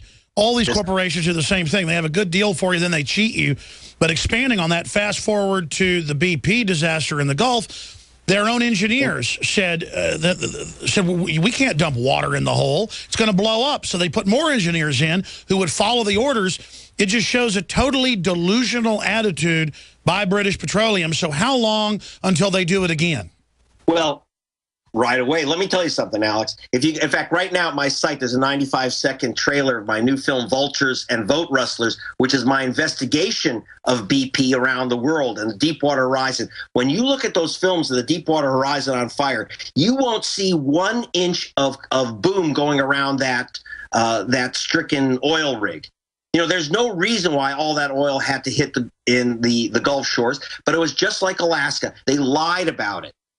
Here in Galveston, a much, much, much smaller spill in Texas. Today, you have all this rubber boom around this stuff. You have all these ships. None of that was there in the Gulf. Once again, BP had lied in Alaska. They got away with it, so they figured they'll lie again in the Gulf. So when when the Deepwater Horizon, when the pipe cracked and it was spewing into the Gulf, by the way, they lied about it, and they lied about the amount. Right now, despite the fact that Mr. Obama has allowed them to drill again in the Gulf, David Rainey, the guy who was in charge of BP Gulf, David Rainey is under a federal indictment for obstruction of Congress for lying. By the way, he'll get off. Mark it down, write it down. Greg Palast said, the guy's walking. The guy will walk, okay? You know, you had a couple of enthusiastic prosecutors who actually grabbed the BP executive. That ain't gonna fly, man. Believe me, Jamie Dimon will get him off. That's Jamie Dimon's company from J.P. Morgan. That guy's as good as home free. Now, so what happened in Alaska, BP, when we brought the case, we actually did draft the federal fraud case, fraud and racketeering against British Petroleum, the Exxon Valdez case. But they said, if you bring that case, we'll never pay you a penny. So it was agreed because we had desperate people up in Alaska, desperate. So we agreed to take $125 million from BP's insurance fund. BP did not pay a single penny for the damage it created, not one penny. So we took the $125 million because we had no choice, because people were desperate. But they said, oh, hey, it didn't cost us anything in Alaska to lie about the equipment, so we can lie in the Gulf too. There was no emergency equipment. In fact, BP and the oil companies just put out a big full-page ad in the New York Times and a lot of papers around the country saying, look at our spill response system we have. We have all these ships and we've got all this equipment. Hey, guys, you'd promised that before the Deepwater Horizon explosion. You promised it in writing. You promised it under oath. And you lied. And you lied. So what happened is because BP got away with it in Alaska, home free, they did the same in the Gulf. But I was about to say it's bigger than BP or even Goldman Sachs or JP Morgan. It's this culture of even 30 years ago, I've looked at the numbers, they would try to keep reactors from blowing up, nuclear reactors. Now they just let them all leak, 90+%. They just, am I correct in saying, we're going to break, Greg, that the elite are becoming more reckless and insane? Yeah, because there's no cost anymore. They used to have to at least pay a penalty, pretend that there was a price. There's not a price anymore, Alex. That's the problem. So government and corporations have merged and they're above the law. It's gotten worse than I've ever seen. That's why I left of government, because there's no more prosecutions of the racketeers. Forget it. The corporate fraudsters have... I want to ask you historically, then you're a smart cookie. What comes next in history when major corporations and government are above the law?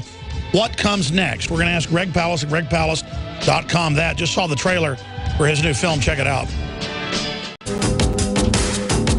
This is it. A lot of beautiful, great things in this world. A lot of good people worth defending. But the world moved on.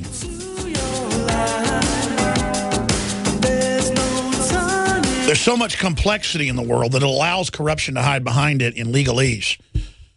And there's always going to be problems, but there is a systemic attitude. And I talk to people in media, corporations, you name it, not just in government and high-level corporations, but in some of the public, to just not care anymore and basically dump your motor oil down this kitchen sink, basically let your kids watch TV all day and eat GMO, you basically drink a bottle of vodka every night if you want to and not worry about your kidneys or liver. There is a nihilistic attitude, but when you get it with military and you get it with the high-level government and you get big banks that are engaged in total insider trading, total fraud, who want to shut down all the other corporations they don't control, it's a new dark age we face. That's my view on where we're going if we don't turn this around.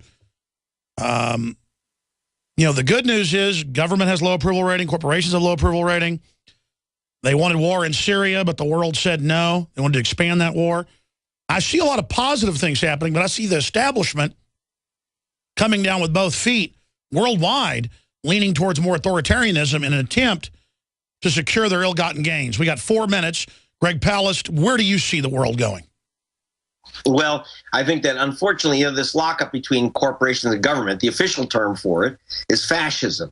And one of the big problems is that there's just no penalties. Is there? You know, they used to at least pretend to grab a couple guys. Like I remember the guy that put together the big electricity monopoly, Insol, was thrown in jail by the antitrust guys under Franklin Roosevelt. Those days are gone. There's not even a pretense. They used to throw a couple corporate guys to the wolves, but that doesn't happen anymore. The greed factor is completely out of control. Well, for example, let's go back to this BP business. Did you know, and you'll see this in my film, go to gregpalast.com, which is that 17 months before the Deepwater Horizon blew up, remember the cement burst out of blew out. They used this quick dry cement process and the cement gave out, the Deepwater Horizon. And they said, oh, we're shocked. What do you mean you're shocked? 17 months before the Deepwater Horizon, you had the same exact blowout in the Caspian Sea. The same exact blowout in a rig, a BP Transocean rig in the Caspian Sea had the same exact failure, but they covered up. They covered up through bribes, through beatings, and they covered it up. Now, how did I know about that? I went to Azerbaijan. I actually got arrested there in the what I call the Islamic State of BP because they control everything. And I was thrown out. I got film out because I had one of those little pen cameras, Alex, and I got my material out. But ultimately, I got the evidence of the prior blowout, from the United States State Department, not willingly. It was in the WikiLeaks documents. Our own government knew about the blowout in the Caspian Sea, and they did not warn the workers in the Gulf not to use that process, that it had blown out. They kept the secret. They kept BP's secret. And why? Because it was not only BP, it was the junior partners in the Caspian were Chevron and Exxon, and they used the same process, which was deadly in the Caspian Sea. And 17 months later, the same exact thing happens in the Gulf. They go, oh, we're surprised. How could this have happened? Well, it just happened just before, and you covered it up, and the government covered it up, and the State Department covered it up. And then, you get a guy like Manning, Private Manning, who runs out and says, here's what they're doing to you, and he is the person we're supposed to be scared of. The anti-terrorism laws have put him away for the rest of his life. Well, he's not the terrorist. He didn't kill those guys in the Gulf. He gave us the information that could have saved those guys. He exposed criminal activity. Greg Palast, can't wait to see your film. Thank you so much for visiting with us. Thanks, Alex. Keep up the good work. We'll try, brother. You too. We'll be back with the next hour. Wait till you hear this news coming up. Ties into Bank of America. And we've got breaking news on anti-gunners. All right, I haven't gotten to this yet, but I will in the next segment. The article's up on Infowars.com. Well, these two dovetail together. New Jersey lawmaker rips gun magazine ban to shreds. But then you conversely, also on the East Coast, have a Rhode Island senator, to Infowars reporter Dan Badandi, tell him that you can go F yourself concerning the Second Amendment. That story is now getting picked up by Rhode Island newspapers and TV stations. That story and that video is up on Infowars.com. And you look at the state senator and his thug enforcer guy, I mean, they look like central casting out of a... If I was making a movie and wanted to get thugs for a movie, I'd hire these two. I mean, they're what casting directors, look for, but really can't find the essence of. And money on it, both these guys own guns, of course. They just don't want you having them. And I love how they bug their eyes out of people. These guys, like, they're all so tough. People think if they get into government or have any type of uniform, they just, like, bug their eyes out and have this crazed, narcissistic look that they're so much better than you, and they all just, it's just a joke. Who would want to hang around with these two guys? And both of them tell the reporter, go F yourself. Look at the look in those guys' eyes. They look like Michelle Obama, both of them. They look like snapping turtles. I'm beginning to think maybe David Icke's right. There's a race of snapping turtles in cloaking devices. But the cloaking devices don't quite work, the kind of contour to the snapping turtle's face. I mean, come on, look at the state senator. I mean, does he not look like a snapping turtle? Or like a buzzard? The Looney Tunes buzzards that go, which way did he go? Oh, hey, look, hey, we need to disarm the slaves, and then we can do whatever we want, Look at this guy next to him. Hey, he's got, tattoos up to his sleeves. Oh, you're real scared of me, hey? I think I can bug my eyes out at you. Does that make you scared? Does that make you quake? It doesn't now. We're in the government. We go in the Capitol. We do whatever we want, and we're going to take your guns. And then once we take your guns, we're going to take everything else you got. Does that sound good? You're good, huh? Hey, listen here. You want to ask me a question? Huh? You want to talk to me? How about you go F yourself? Hi, I'm Zuckerberg. Our users trust us to save their information and not share it or abuse it. The dumb effers, dumb mother effers. I never seen somebody so stupid in all my life. Listen to this. We got bodyguards, and we take all your guns. And then when we want to send in some killers with badges, we do it. And there's nothing you're going to do about it. You salute the flag, it's ours. We captured it. And you salute my office, and you appreciate it, and you respect it. Because I deserve your respect while I walk all over your rights like a doormat.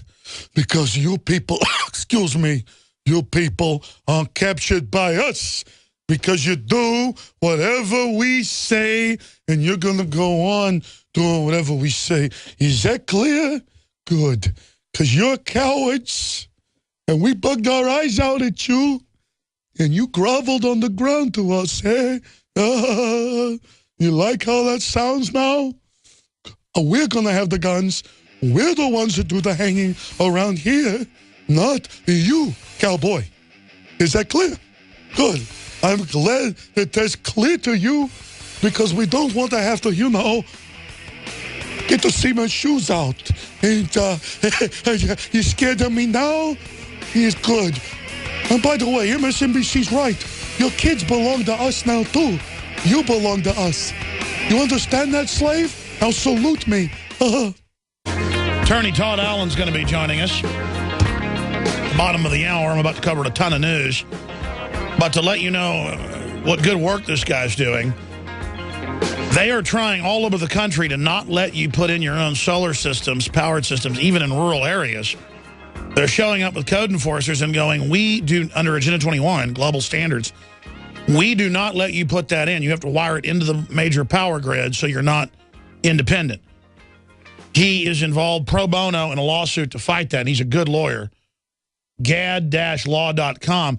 A few years ago, he's the guy that got a judge to rule against Bank of America and repossess the bank because they'd wrongfully taken people's home that they never even had a deed to and that was paid off. And I had Bank of America do this to me. You say, well, why do you have a mortgage with Bank of America? This is years ago. This is about 10 years ago. They sold my mortgage 6 times at that point. And Bank of America bought it.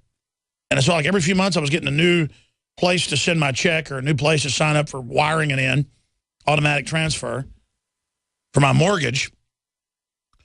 And they said, oh, and there's no escrow. And I go, well, I have the documents. We paid escrow a year ago when I got this house. And they said, sorry, you owe us, you know, $3,000, whatever it was, and started letters they were going to foreclose. I had to go get a lawyer, threaten to sue them. They go, oh, we checked our records. You're correct. Well, the average old lady or the average working person, they don't know. They don't know how to deal with that, or they don't get a good lawyer. I mean, this happened to me with Bank of America, and it just shows a pure attitude by the big 6 banks, Goldman Sachs, J.P. Morgan, Chase, Wells Fargo, Bank of America, the big 6, really 5. You can count Goldman Sachs, but it's a brokerage bank, investment bank. They do whatever they want. And they control the stock market, and they fund the big oil companies, and they fund the carbon taxes, and they fund the anti-gun movements, and they fund the open borders. I mean, they're the ones that run the parties. And it's all a big joke to them. Let's go ahead and go to this report, because this is something the lawyer did years ago. I just want to mention it because he's on a new case now. Here it is. This is about a family who fought back and won. Their foreclosure nightmare started when they bought a house in the Golden Gate Estates owned by Bank of America. Like you said, they paid cash, so they never had a mortgage. Well, Bank of America fouled it up somewhere along the lines and actually tried to foreclose on the family. And what happened today, you're just going to have to see to believe. Movers, a truck, and an armed deputy, all while a nervous homeowner stands by and waits. This is normally what you'd see when a person's being foreclosed on and their property seized by a bank. But today, it's the other way around. They've ignored our calls, ignored our letters.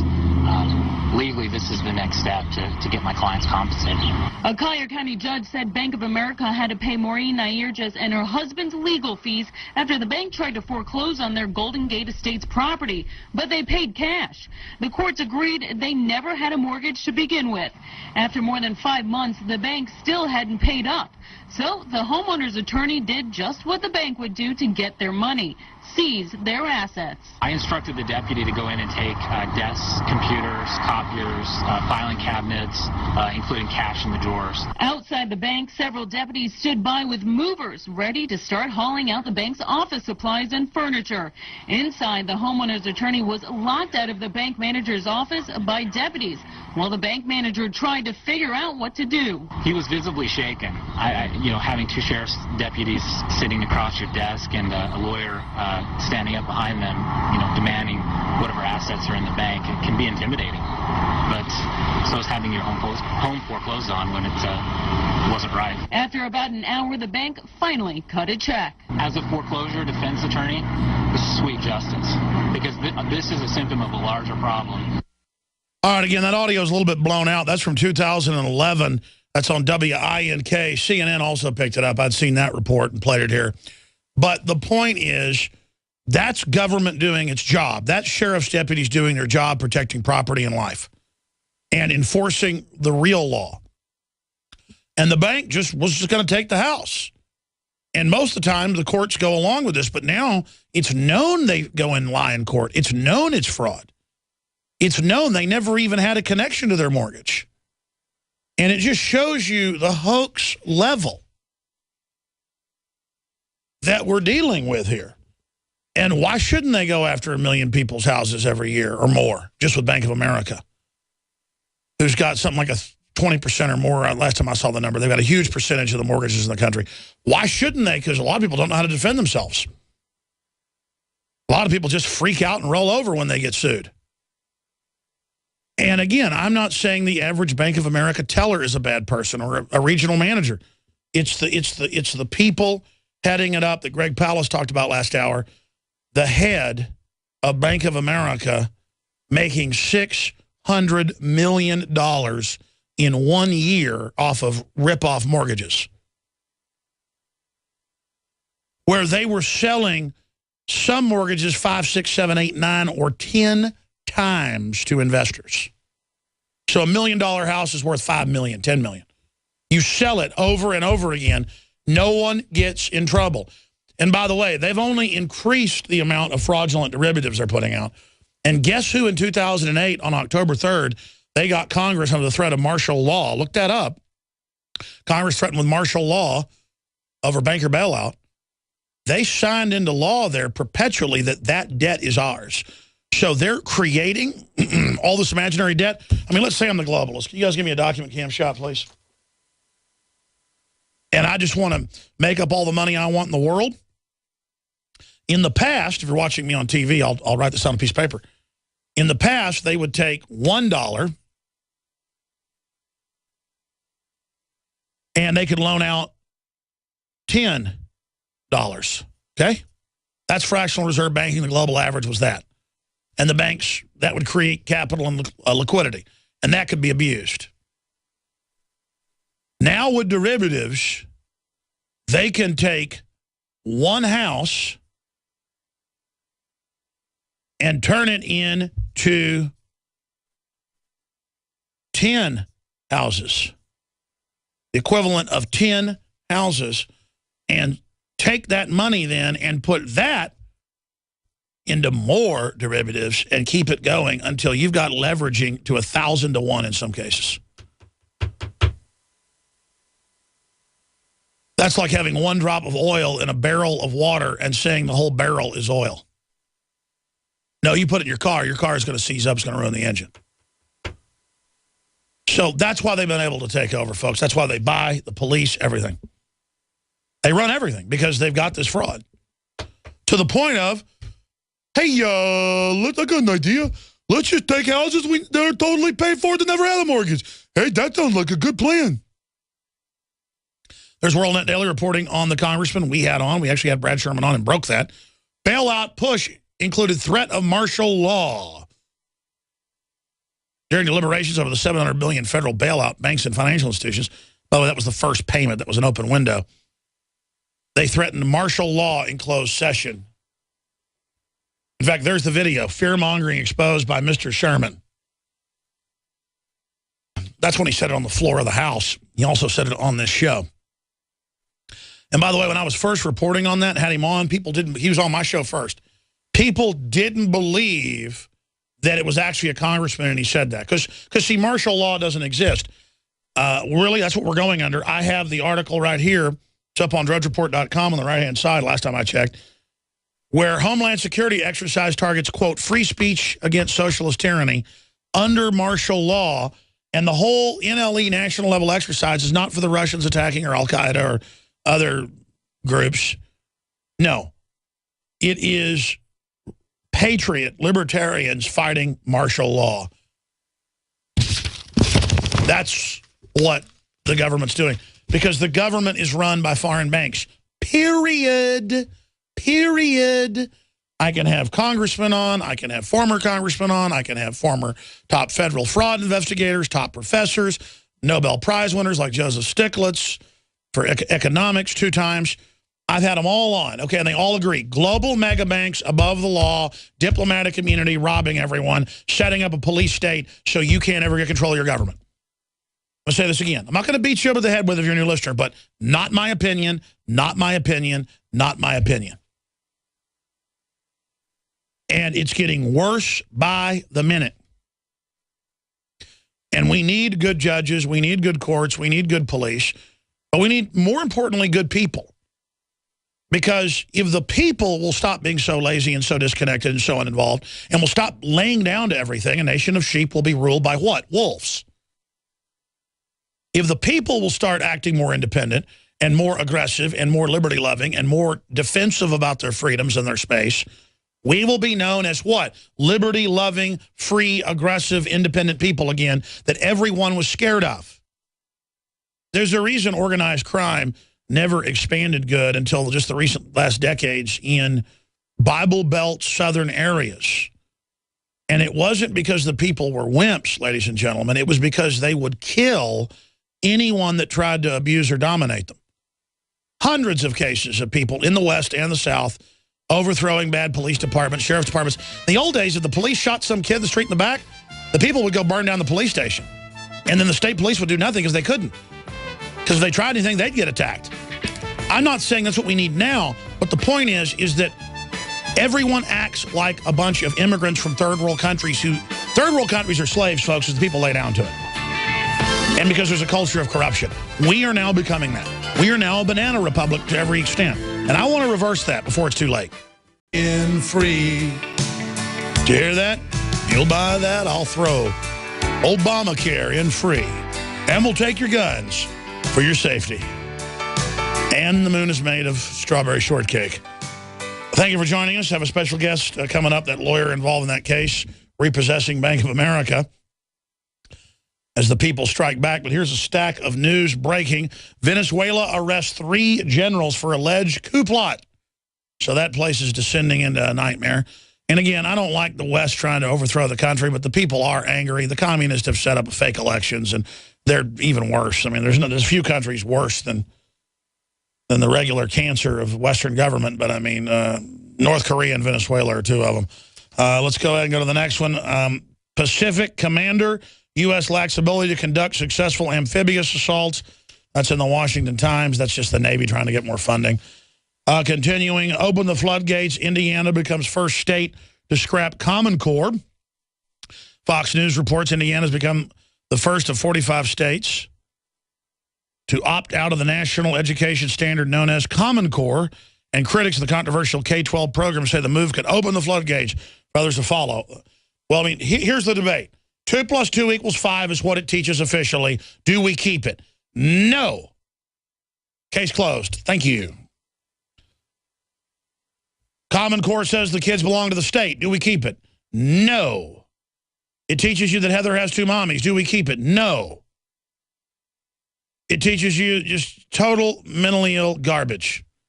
Urgent. NATO's Turkey providing air support for al-Qaeda in northern Syria. And the article from Land Destroyer is excellent and breaks down how they're pumping al-Qaeda terrorists in out of the Turkish border on record. And when the Syrians dare fight back against al-Qaeda, the Turks shell and send in jets to attack. So pretty amazing stuff on that front. Here's another article out of National Journal. This is what I've been asking. Who gets sued when your robot car crashes? Autonomous vehicles will save thousands of lives. See, that's already begun. They're safer than people. Listen, we got to start saying humans, this is a world for humans, by humans, of humans. And of humans, for humans, by humans. We are keeping humans around. We are not going to let the computers replace us with an anti-state. That's what this is all about, folks. And it's coming. It's here. Look at this MIT article.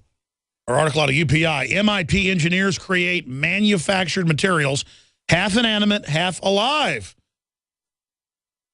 Engineers at MIT have created living materials, that sounds like zombie materials, combining the advantages of living cells with the functionality of non-living materials. I'm sure there's no way this will get out and cause a problem, even though top scientists say it'll probably end up ending life. I'd say that's probably a top story today for the nightly news, something like that. That is a big deal. Ukraine's parliament has ousted the defense minister. They've dismissed acting defense minister over his handling of the crisis in Crimea following Russia's annexation of the Black Sea Peninsula. So that's just some of the news on the military front. Here's another one. Rumsfeld, a trained ape, could manage war better than Obama. Folks, Obama has been doing exactly what the neocons wanted and more, giving them left-wing cover. And that's all that is right there. Speaking of Russia, I know I already mentioned this, but this is a big deal right here. New York Times.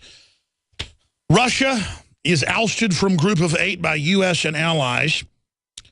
It was the G8 that voted, as you know, along with the Security Council and the UN, its counterpart, to not.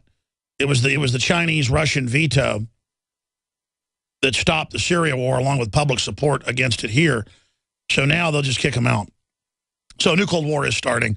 The United States, occupied by globalists, I should add, and its closest allies on Monday cast Russia out of the Group of 8 industrialized democracies, their most exclusive club, to punish President Vladimir V. Putin, as Bush calls him, for his lightning annexation of Crimea. Like blitzkrieg. Folks, the Russians were dealt a huge defeat when they were pretty much controlling Ukraine and it just got taken away from them. It should be Russia killed 7% of the country in the devastating blood of Russia. Instead, it's like, oh my gosh, those warmongers. Alex, you should support nuking them. And that's what the Ukrainian parliament's calling for. Nuclear war. That's enough. Hey, will you guys queue up the birth of Obama videos? Did you guys see that from the TV show V that we did? And then the second one comes out and the tongue shoots out and I go, Joe Biden. That is a pretty funny video right there. We ought to play the thing where I did Cobra Commander, too. I'd forgotten I did that. That's a pretty funny video. Where I endorsed Cobra Commander for president. Because everything Cobra Commander stands for is what our government now stands for. So why not just endorse Cobra Commander? And people on the YouTube video keep asking, who is he interviewing? Who plays Cobra Commander? It's me. I am Cobra Commander. I am the leader. Also the voice of Starscream. I am the leader, Megatron. So having a little bit of fun here on the broadcast, ladies and gentlemen. They are chasing the lawyer around the office to get him on to talk about the fact that he's now representing a lady who is trying to be able to have her own off-the-grid system, but the courts are trying to say, oh, no, you have to be hooked in to the power system. So while that's being lined up, look at this article out of thedailycaller.com up on Infowars.com. Media Matters inexplicably attacks Fox News for using the term homosexual. Well, yeah, I mean, Michelle Obama and others say you don't use the word bossy because they're bossy. They're bossing you around. They're in control of reality, the snapping turtle, and you're going to do what they say or you're racist or you're anti-woman. I mean, are we not sick of these people with the fake moral high ground constantly, continually lecturing us? I mean, these are not liberals. And I know I beat that dead horse to death, but I mean, this is ridiculous. I mean, anyone goes around telling me what to do and telling me they control reality and I'm bad. Those people are out of my life in about 2 seconds. And the problem is with this government and these corporations, I cannot get them out of my life. They are just constantly grabbing more power. Media Matters, the website of choice for Fox News haters everywhere, attacked the cable news network on Monday using the term homosexual in a programming, advancing their particular argument that the scientific term was pejorative. Yeah, you get arrested in England. BBC reporter Robin Page, we had him on the show, got arrested. And he, by the way, isn't even really a conservative. When he said rural communities deserve the same rights as Muslims and homosexuals. Folks, heterosexual, homosexual, those are just names for a sexual persuasion. You know, if you say that a woman is heterosexual, that means that she is for the opposite sex. If you say that she is homosexual, that means that she's, I guess, homogeneous or to her own group. I mean, that's why people think the word Caucasian is racist now, or Negro. I actually have been in a bar years ago, like 10, 15 years ago, when someone ordered a Negro Modelo, and someone actually said, what did you just say? Negro just means black in Spanish, folks. I promise you. It has nothing to do with black people. The beer is like Guinness. It's dark. That's why you call a light beer blonde, because in German, that means light. I promise you. I promise you the word bossy, it just means anyone being bossy. It doesn't mean putting down women. And they all know that. But if they can set the precedent to shut things down like that, they can do anything. Now, we do have our guest on the line, and I'm very excited to get him on. We played earlier the local newscast. It was also on CNN a few years ago, where he successfully got a court to foreclose on Bank of America because they took $1 million house that they had never even had a note on that was paid for in cash, showing the fraud. And usually judges and lawyers aren't able to get justice, but this happened in his case where they had to pay for the lawyer fees and more, and they refused to pay, so they went in and started taking it out of the cash register with the deputies. And that's how the courts are supposed to work, for the people. That is justice, and if we had more justice, you couldn't have that in this country. But now our guest is back. Talk about a Superman lawyer, attorney Todd Allen of gad-law.com. Here's the article from Infowars.com. Woman fights for sovereignty after judge declares living off-grid illegal. And more under zoning, even if you live in a rural area, they say you've got to be hooked in to the power grid, or they send out the little inspectors. They want to keep you dependent. So he joins us right now. Todd Allen, thank you for coming on.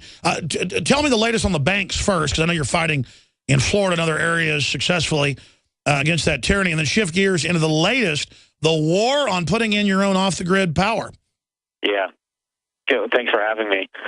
So, yeah, we've been fighting the banks quite a bit here in Florida. The foreclosure nightmare's been crazy here, running all over the courts and the rule of law. And so I think we finally got that under wraps, and now I'm excited to be representing Robin in this current case.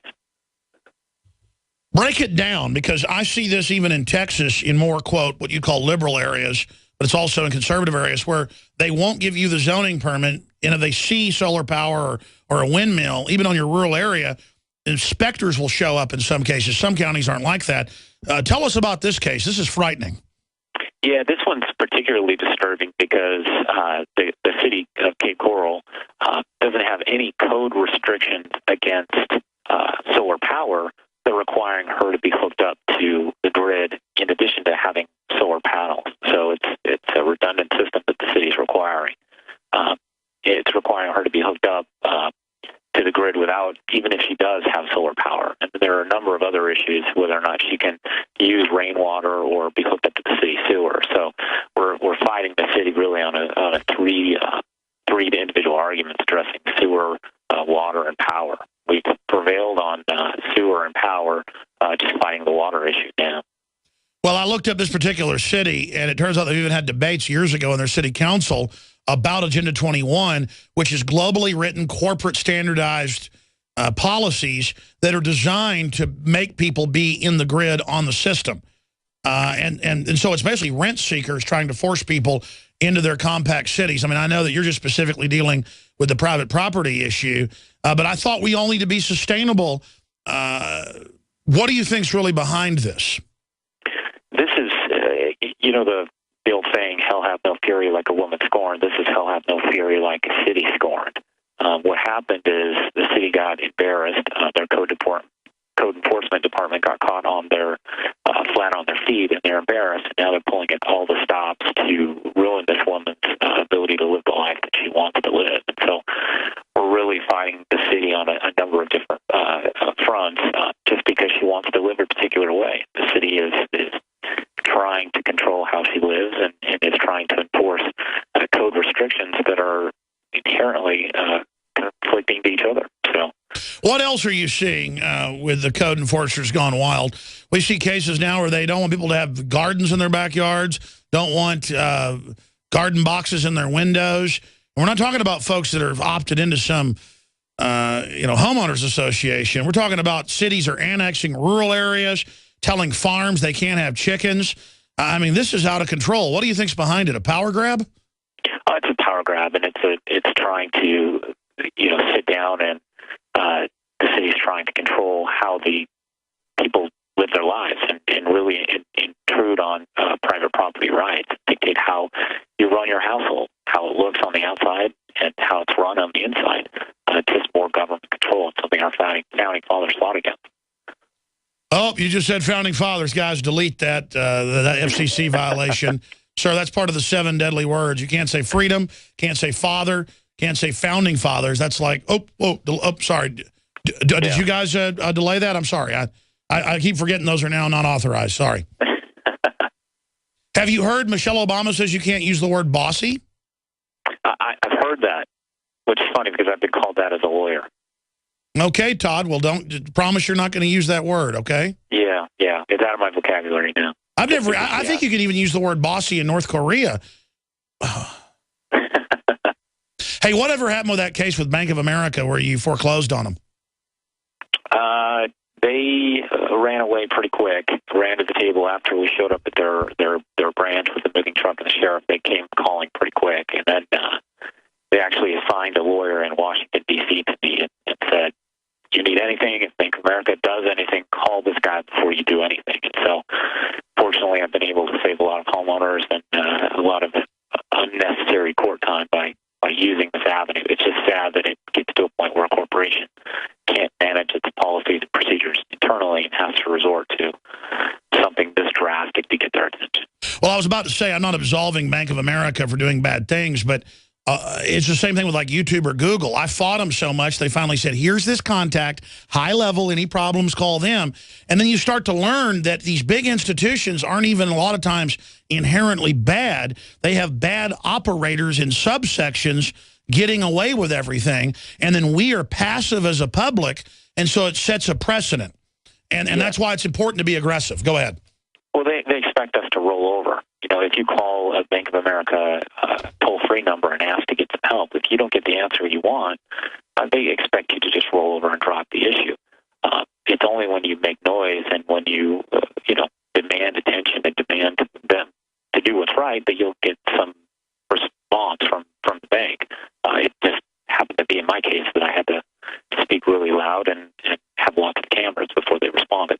Tell us about your client, Robin. Tell us about how this fight started and their arrogance and where it's all going in that city in Florida. Yeah, Robin's a really nice lady. She's very community-oriented, very spiritual, and she decided after a while that she was going to adopt this lifestyle because she thought it was healthy for her and it matched the direction she wanted to choose. And so she lived this off-the-grid lifestyle for a while, and her story was brought to the attention of a local media crew who did a story on it, just on living off the grid, the benefits of doing it, how somebody could do it, stuff like that. Unfortunately, there happened to be a code enforcement officer who was watching the show and decided to make it his own personal vendetta to ruin this woman's life. And so it started off with an eviction notice saying that the home was inhabitable and that she needed to vacate it. That's when I got involved. And so they're trying to throw her completely out of her house and make her homeless. I mean, this is a serious siege-level assault.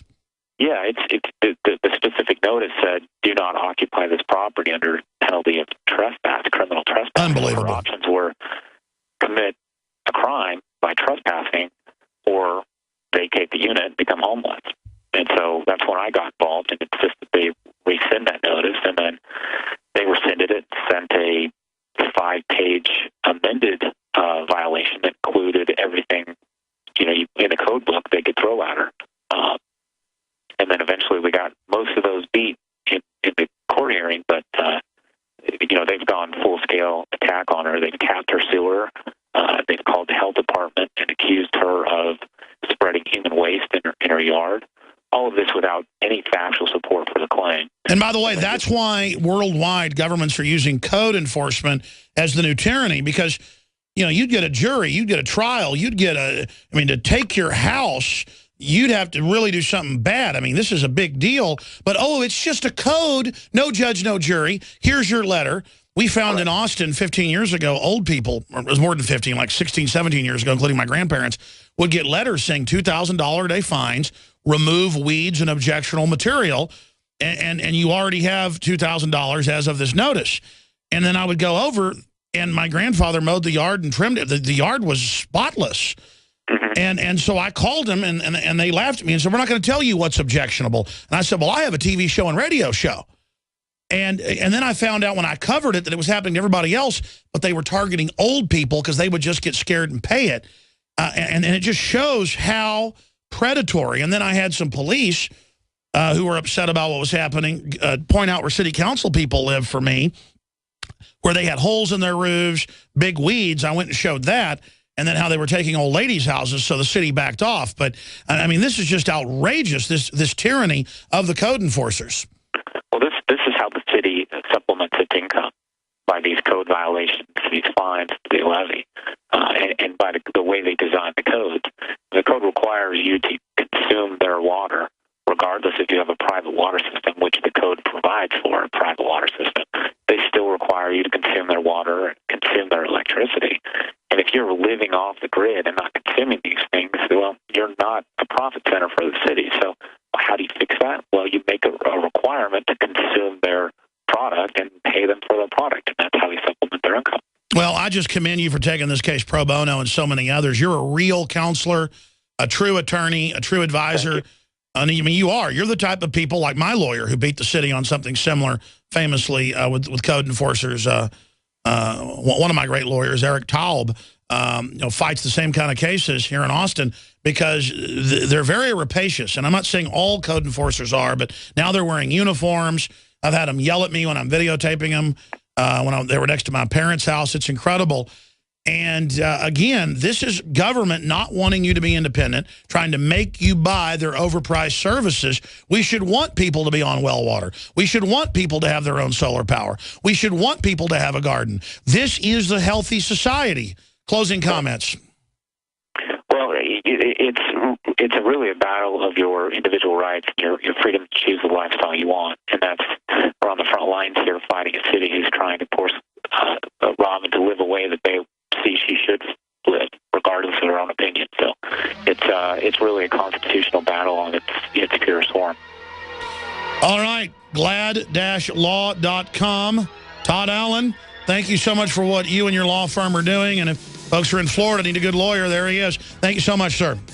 Thank you, sir. Take care. All right, we'll be right back, folks. That's how we're going to win. That guy's had a lot of victories, not just the ones I mentioned. And he's pro bono, standing up for that lady on his own time. That's what men are supposed to do. We'll be back with more news. Most of our customers are... You're the pretender. By the way, folks, we knew it was coming. China is so polluted. They've now come out with bottled air. Daily Mail. China sells bottled air to tourists as smog, described as environmental crisis. So they now have bottled air. Talk about fiction becoming reality. We take you now live to China with translated English of the Chinese president denying bottled air. Here is the clip. Ridiculous. As president of Planet Spaceball, I can assure both you and your viewers that there's absolutely no air shortage whatsoever. Yes, of course. I've heard the same rumor myself. Yes, thanks for calling and not reversing the charges. Yes, bye. Shithead.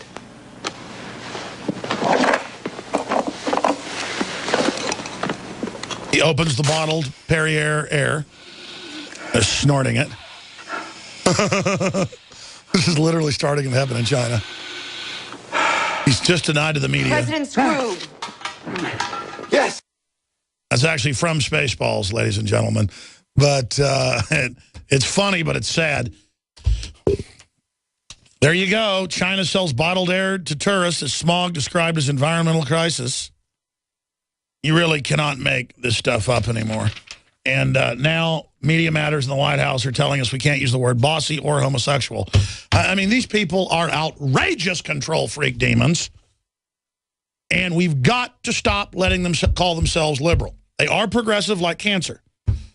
We've got to take over the Republican Party, and we have to reverse these people's march, or they will destroy everything.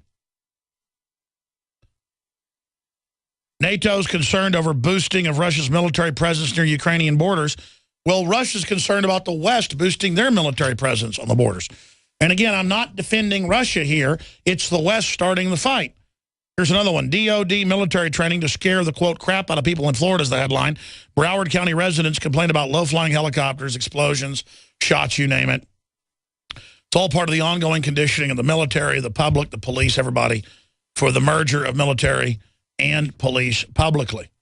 Meanwhile, Poland, back to Eastern Europe, is quietly mobilizing its army reserves. The Polish prime minister is warning that the world stands on the brink of conflict. I mean, that's their words in the crime, you know, the whole Crimea situation and the Ukrainian president's calling for nuking and war. I mean, this is not a good situation. Hopefully it'll settle down, but here's another headline out of Reuters. Hundreds rush to rural Chinese bank after solvency rumors. More bank runs going on there. Also, report U.S. nuclear Fort Knox compromised, multiple system failures and troubling ineptitude.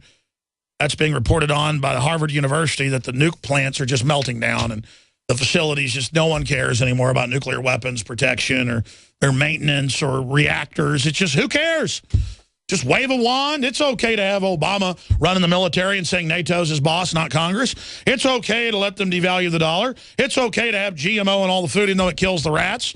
It's okay. It's killing the honeybees. It's okay if fluoride gives us brain cancer. The mayor of Austin, where I live, just laughs at people on TV. Oh, here we brought a scientist from Harvard or a scientist from Stanford about the brain cancer, and here's all the documents, and here it is in Reuters. You know my answer? Mayor Leffingwell literally flipped the audience off and laughed at them. And it's not even news. I'm sure the statesman's like, well, it's good the mayor flipped those crazy people off. I mean, we're crazy. We think Fukushima's an issue. I know people, immigrants to this country, young people, who are 35 years old, you name it, who've had like multiple, I know one person's had like 5 cancers because they were a kid in Poland with the Ukrainian explosion of Chernobyl. But now it's just, oh, shut up, racist. If you're against radiation, you're racist. And don't say the word bossy or snapping turtle. The demonic demon will get mad at you. And you don't want, you want her approval. You want her approval. Big news tonight, 7 o'clock.